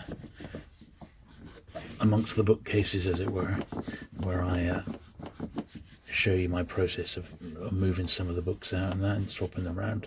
Because I did do one recently when I reshelved all my Pan and Penguins, and the video's gone down very well.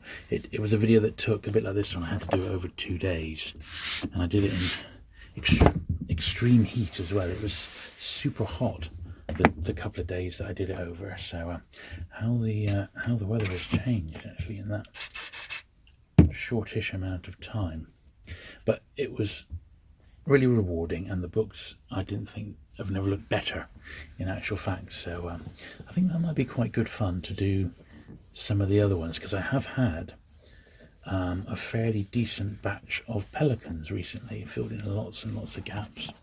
So I'm just down to a very small amount now to have the first 600 Pelicans complete, which is good news.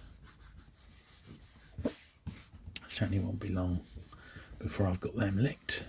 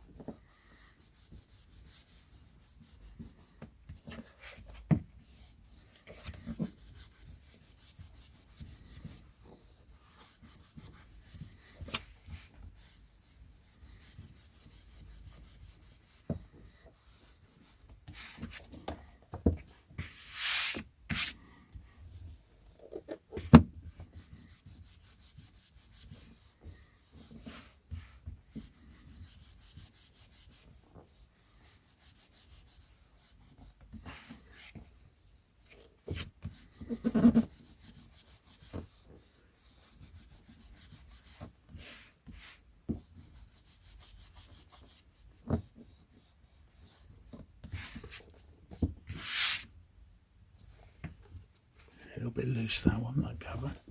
Need to be careful with that one. Yeah, it's just coming away a little bit there. This one I haven't got, so I want to be careful. Unlike that one, Rommel. That's the third copy of this one I've actually had through my hands. So I don't know if that means it's just very, very common, I guess. A common rommel.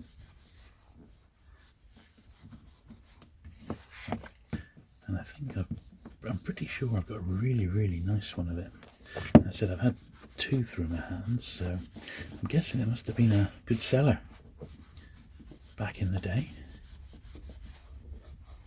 Fontana. So Fontana as a publisher, they came out of Collins. It used to be the old Collins Crime Club. So that's how they sort of started. And then they became Fontana for into the 70s, late 70s really. And then they just got amalgamated into HarperCollins, and then the familiar Collins reprints, or imprints rather, took effect from that point onwards. I'm sure you've seen lots of those. So that's sort of their history.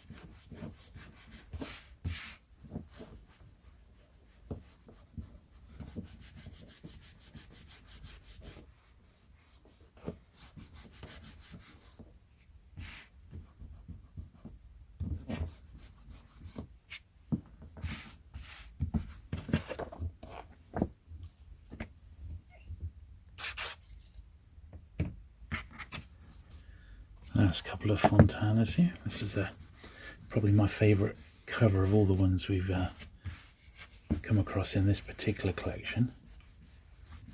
Very, very nice indeed. Nice thin little tome, but beautiful copy of it on the whole.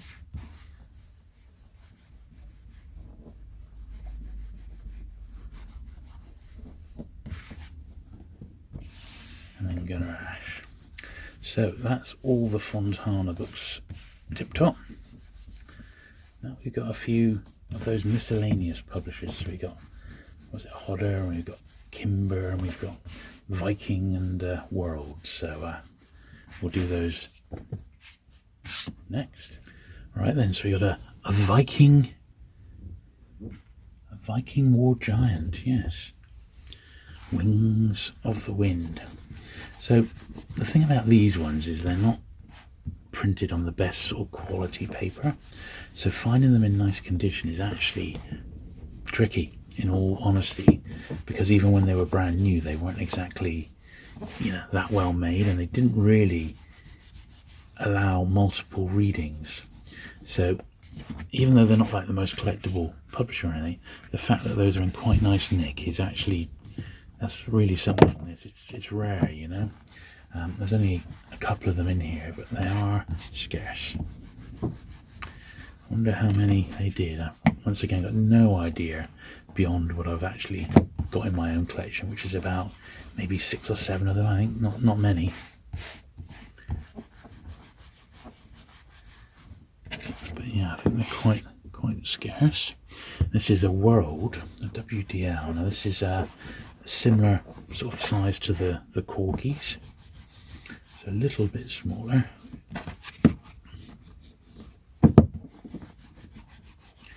And these World ones became digit books, as far as I know. Brown Watson, they're all very, very similar, also part of the same sort of group, as far as I know. And we got a couple of American signets. I think these were the only American books in this collection, I think, weren't they? And so I got a fair few signet sci-fi, and I've got some George Orwell, I think, in signet, the like American editions, and they're really interesting. I've certainly not got these two, so we'll give these the blast.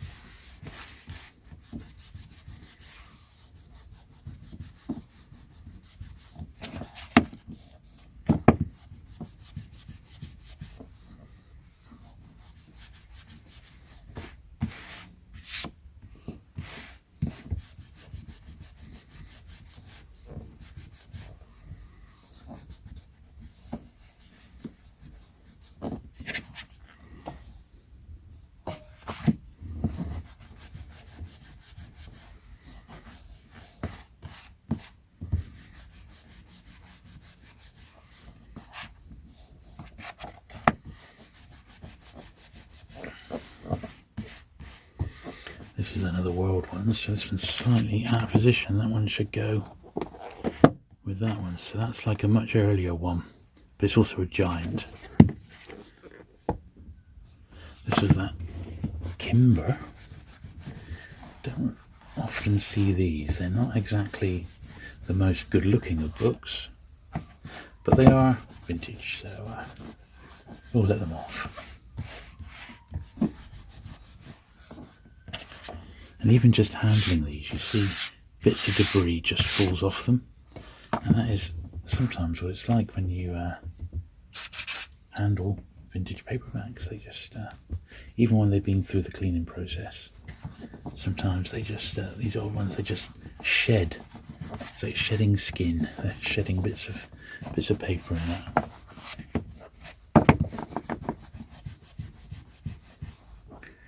I'm sure you can see the book's improving almost in front of your eyes, and I know for a fact I'm taking off absolute stacks of often invisible dirt to get these looking nice and groovy. Look at my duster, absolutely black, so I'm working my way over into the middle here. I thought it would be a bit like that because these are all brand new to my collection, so they've never been through the process, and they're all basically 50, 60 or 70 plus years old. So in that time they've been around the houses, and they've obviously picked up dirt and grime. So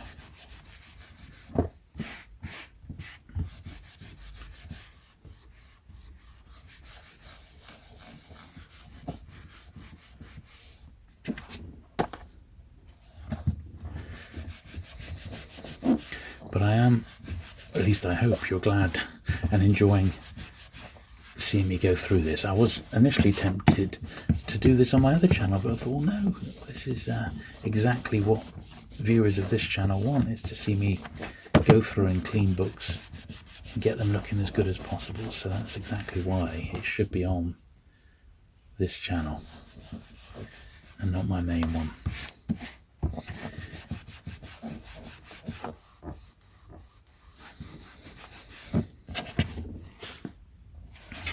My normal sort of vintage pickups, I do have a regular video on the main channel, just my like monthly pickups. So I do one of those a month over there. So if you are interested in seeing, you know, what's come my way, what new magazines and publications around the world of sort of vintage paperbacks have come my way, then obviously go and check those out, because I also clean all the books that have come my way at the very end as well. Right, so that's that little pile. They were sort of miscellaneous publishers where there was only one or two of each one. So that's those nicely cleaned. Now the next thing we're going to be doing is we've got some penguins, not many, but we've got a few penguins, and then we got the George MacDonald Frasers and a few more sort of bits and pieces, odds and sods stuff, which is not part of any main series. So we do these penguin first of all, and that was the first one. So that was really mint. That it's a mid-70s title. So in another 3 years it's going to be 50 years old, and it looks like it's absolutely just come out the printing press. It's just nuts. But occasionally you do find books like that have just somehow they've just managed to survive in fantastic condition. It doesn't happen that often, but it does indeed happen.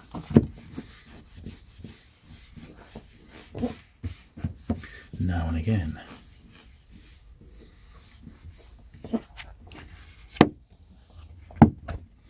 It was a shame this one wasn't a first edition, because it's one I haven't got, but it's also an Evelyn Waugh I've not read, and I'm quite tempted with it in actual fact. So I'm going to put this one in my to be read pile, because these little penguins, these 60s ones, which this is, they're just quick reads, and I absolutely love the way that these 60s books are produced. So that's a really nice edition.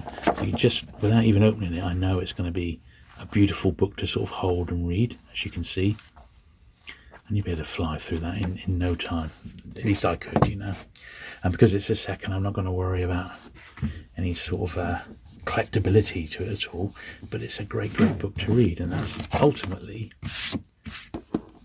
what we want to do with these. And there's that little biography of Kipling. I'm not going to say I'm going to rush to read this, but I've got to say, I bet you that's about as comprehensive as you're ever going to get.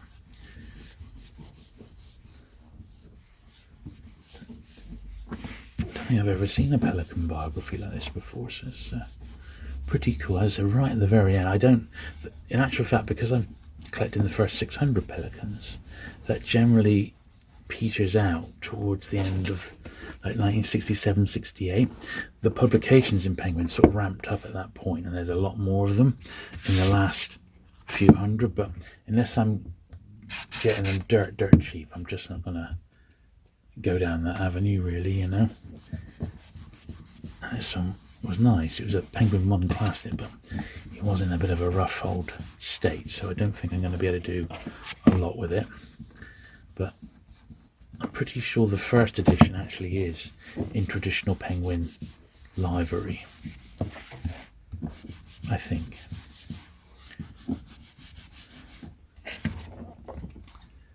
This is the reissue of Silent Spring. I was pleased to get this. Put it by the first edition I've got. There's a little bit of dirt there which has come off beautifully, which is what I was hoping.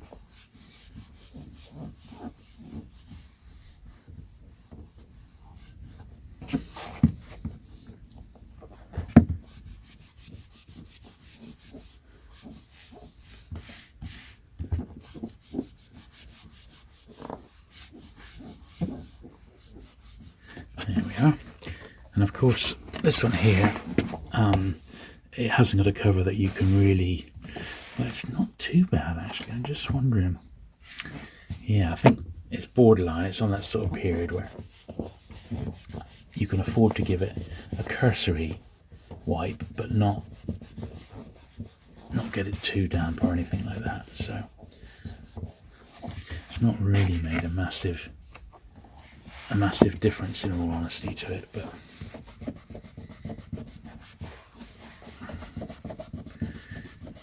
it is one that's going into my collection. I think I have got it, but I'd like to compare it anyway. But anyway, that's the Penguins done. So now we've got a few more miscellaneous titles again, bits and pieces, odds and sods.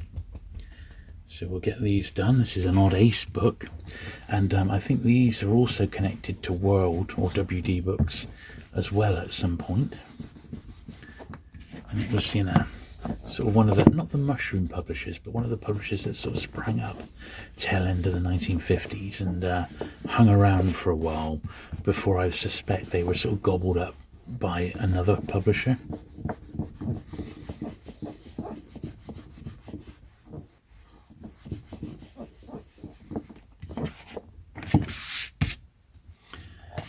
Belmont Tower here. I'm pretty sure I haven't got this one. I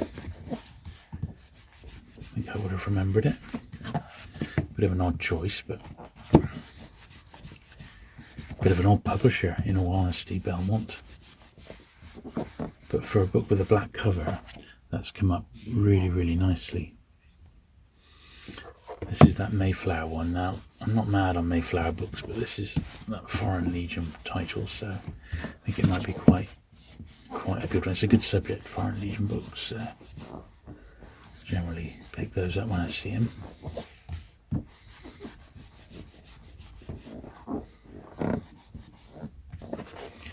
This digit here, I'm super hopeful. I'm pretty sure I haven't got it. It'd be a bit of bad luck if I did.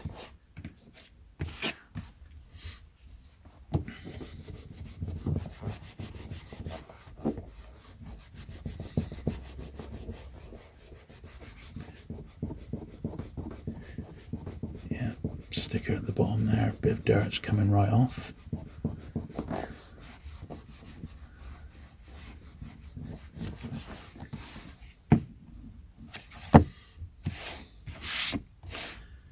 And the yellow backs on these also show up a lot of dirt as well.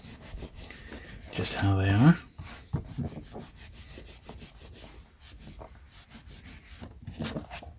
But that's okay, that looks alright now.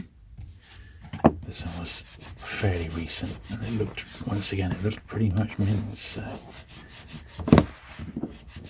flying off there. Quartet book, I don't know many of them.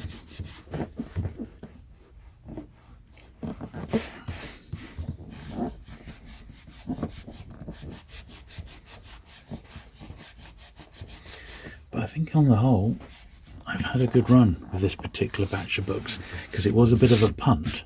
I mean, it really was. It was a bit of a gamble to know if the books were going to be any good. But from the way the initial eBay lot looked, it was only a handful of photos. You got the suspicion that it was a bit of a mixture of old and not much new, in actual fact.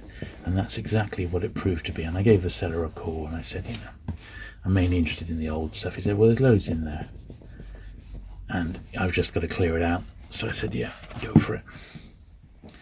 But yeah, 4 big boxes came in, as you saw, and this is what we're going to be left with. The charities benefit, charity shots benefit, I benefit, so does my old man. So it's all good.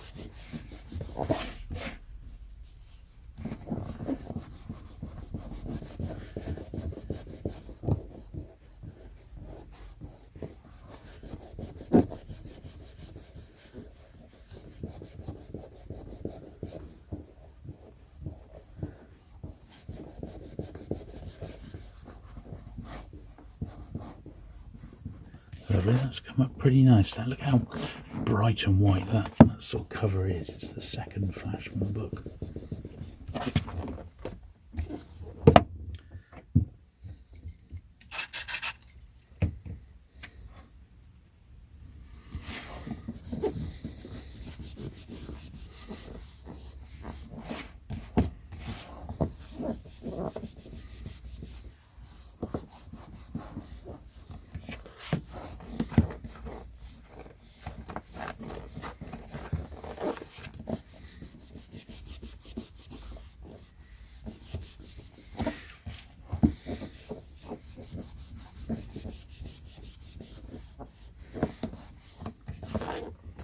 These are using the original jackets by Barbosa.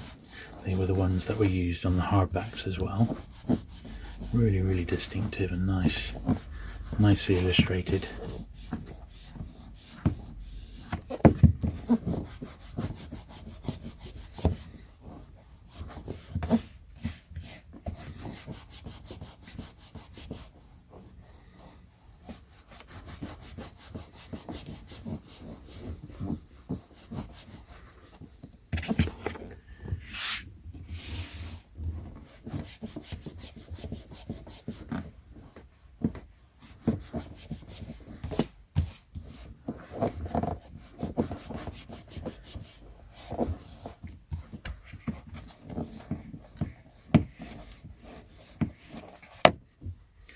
very late Fontana, this one. No series number, of course. But I'll just put this on with my little George MacDonald Fraser run. I think that'll be where this one will live.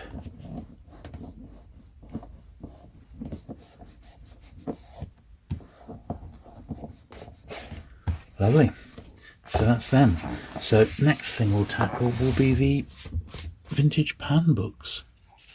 Right then, so time to crack on with the pan books, of which there's about a dozen here, which is good news. And I start with this really beautiful copy of Colditz, the Colditz story rather, by Pat Reed. Absolutely really nice bright copy of this one. I know it's not a first edition. It's a very nice copy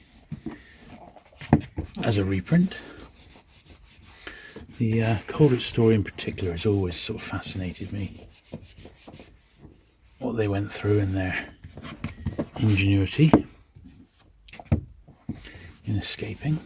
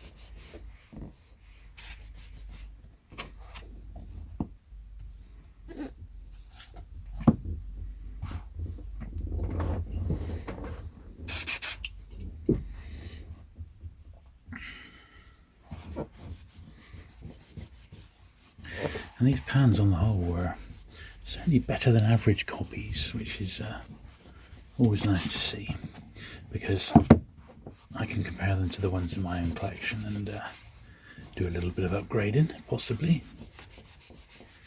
with a bit of luck.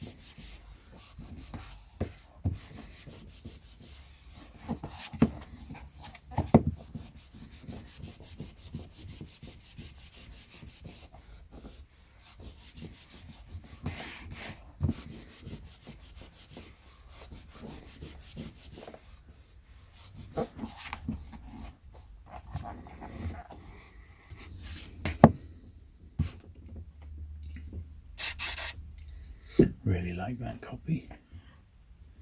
Very, very nice indeed.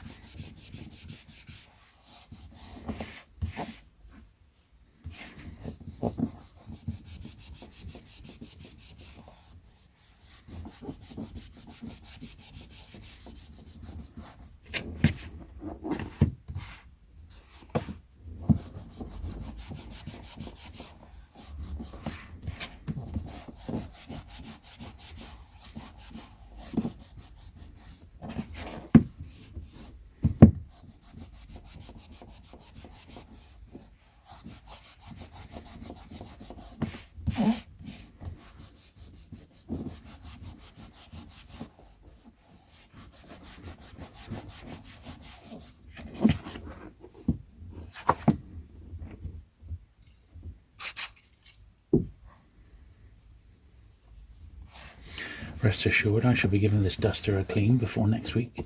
Promise.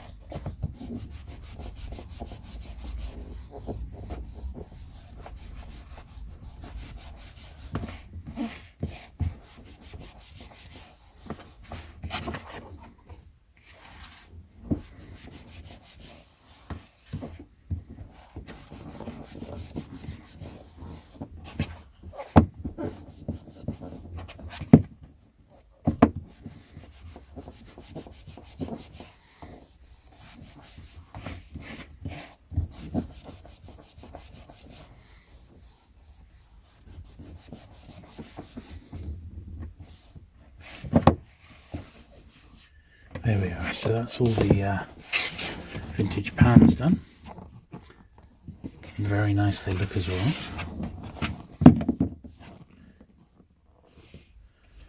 So our next publisher is going to be Panther. I'll slide the Panthers over.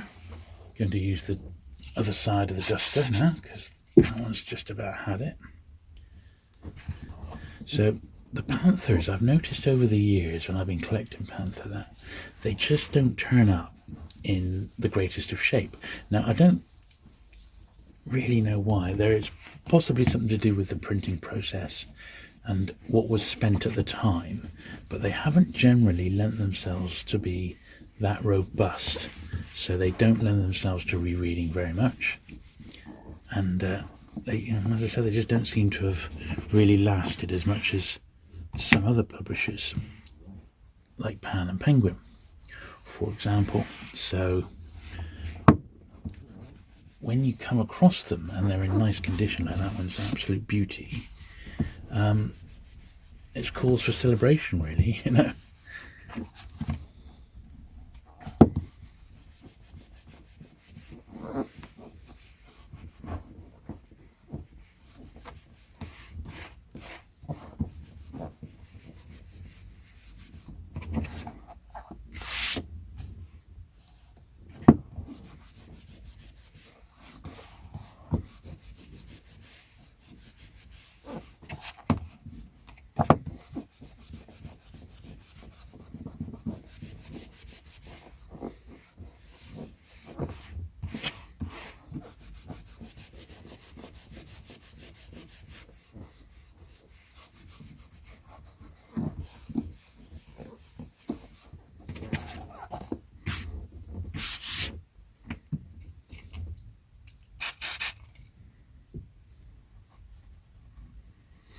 Of course, there are a few odd 70s ones in this lot which I am going to keep because they are in excellent condition, just a couple of them, and some late 60s ones as well.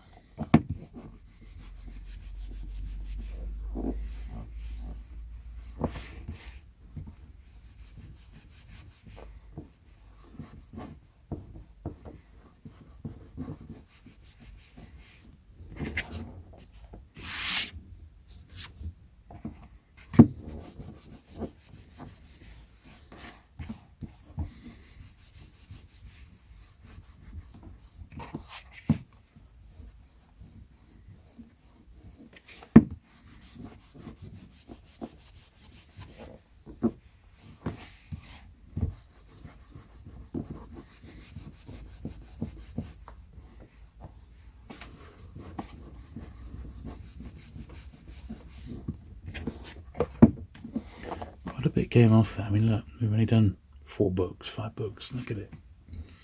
And that is what it's like sometimes. But these are 70 years old, so you're going to get 70 years of grime.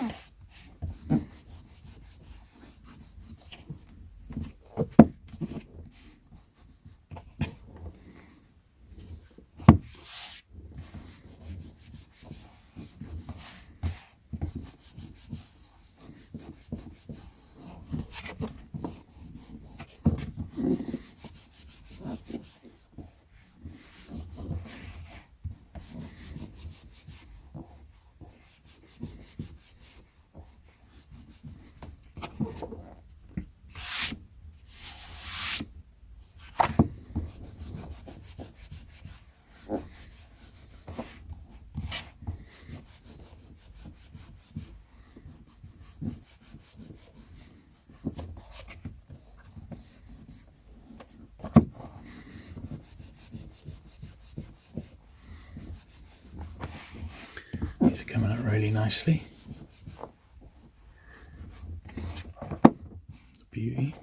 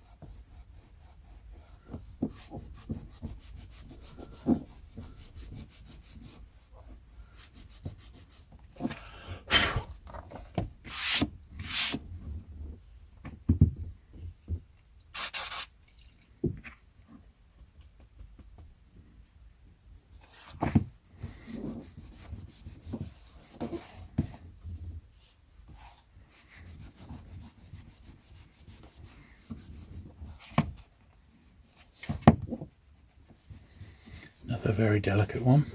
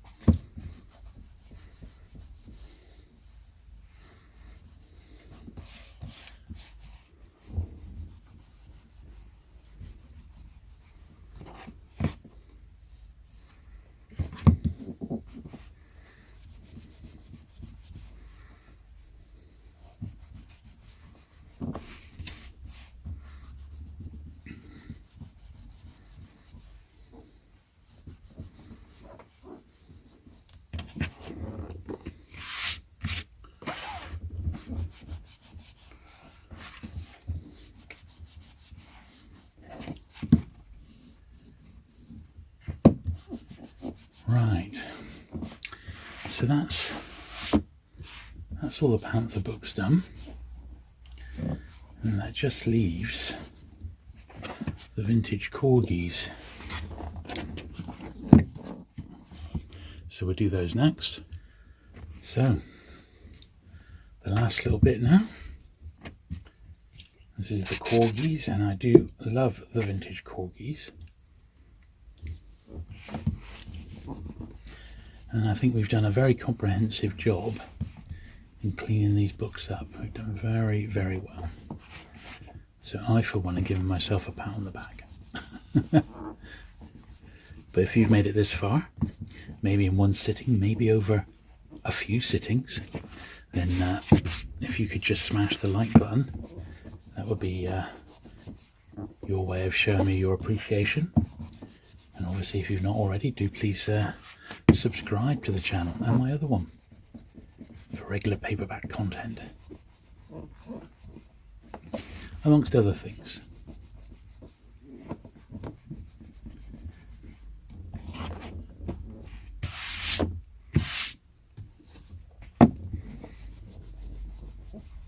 Thanks as always to my Patreon and channel members. The extra support that they show is really something, and it does not go unappreciated.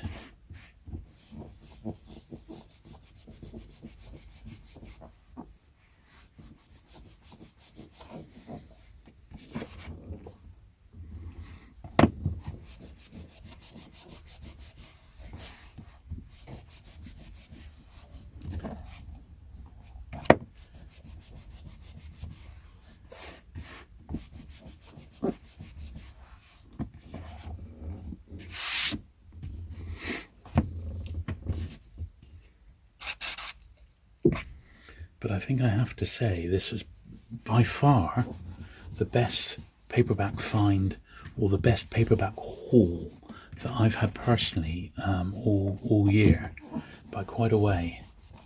It's been quite a long time since I've had this many books in one hit of a vintage nature. And I know there was, a fair bit which I've moved on, and they're going to be going to different places, but all the ones that we've seen and gone through the process today potentially will end up in my collection, as long as they're not doubling up, which is fantastic really to get so many in one hit.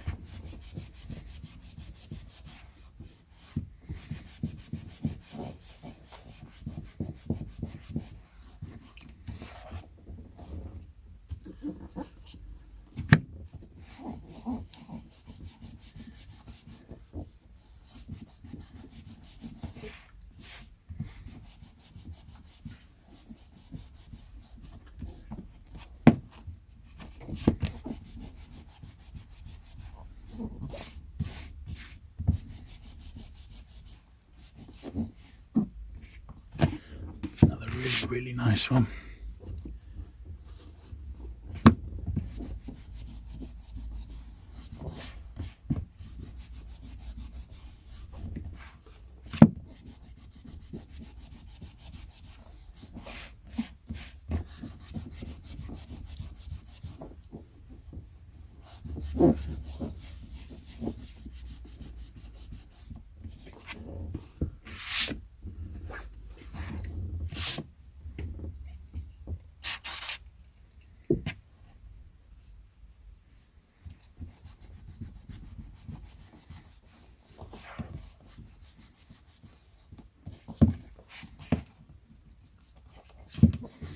This one was only just about holding itself together.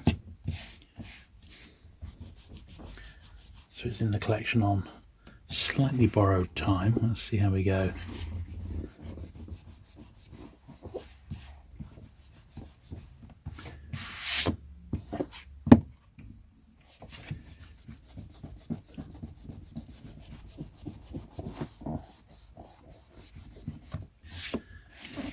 sure pick up the fingerprints. These corgis, they really do. But at the same time, the polishing does definitely help to lighten them up a little bit.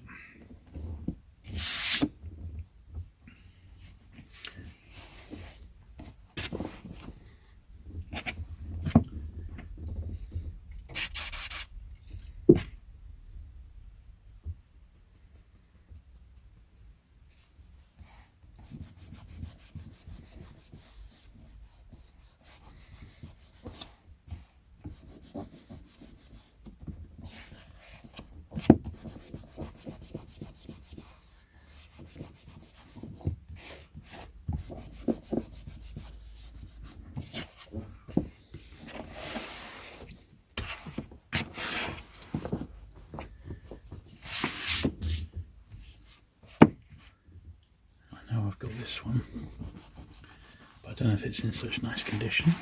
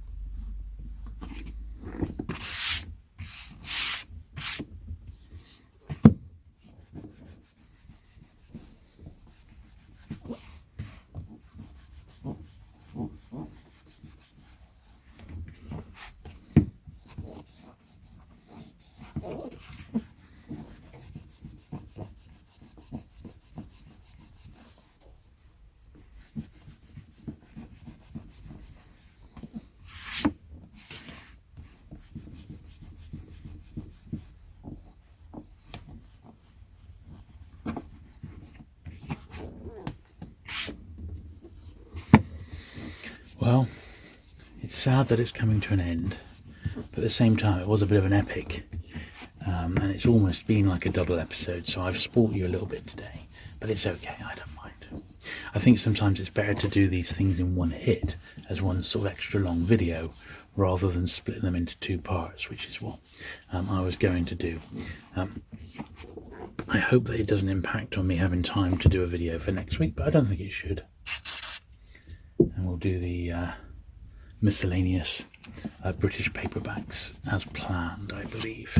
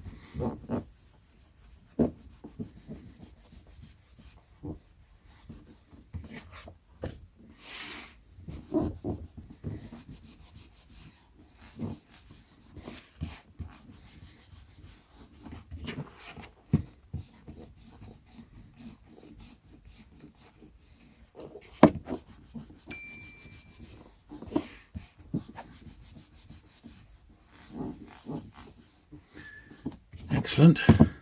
Well, there we go. So what's that? 1, 2, 3, 4, 5 stacks of vintage paperbacks. So I've ended up with perhaps about 100 for my own collection, which I'm more than happy with, because that's really, really great. And it's so unusual to find so many in one foul swoop. Thanks again for watching today and sitting through all that. And I shall look forward to seeing you again next week with another video. Bye.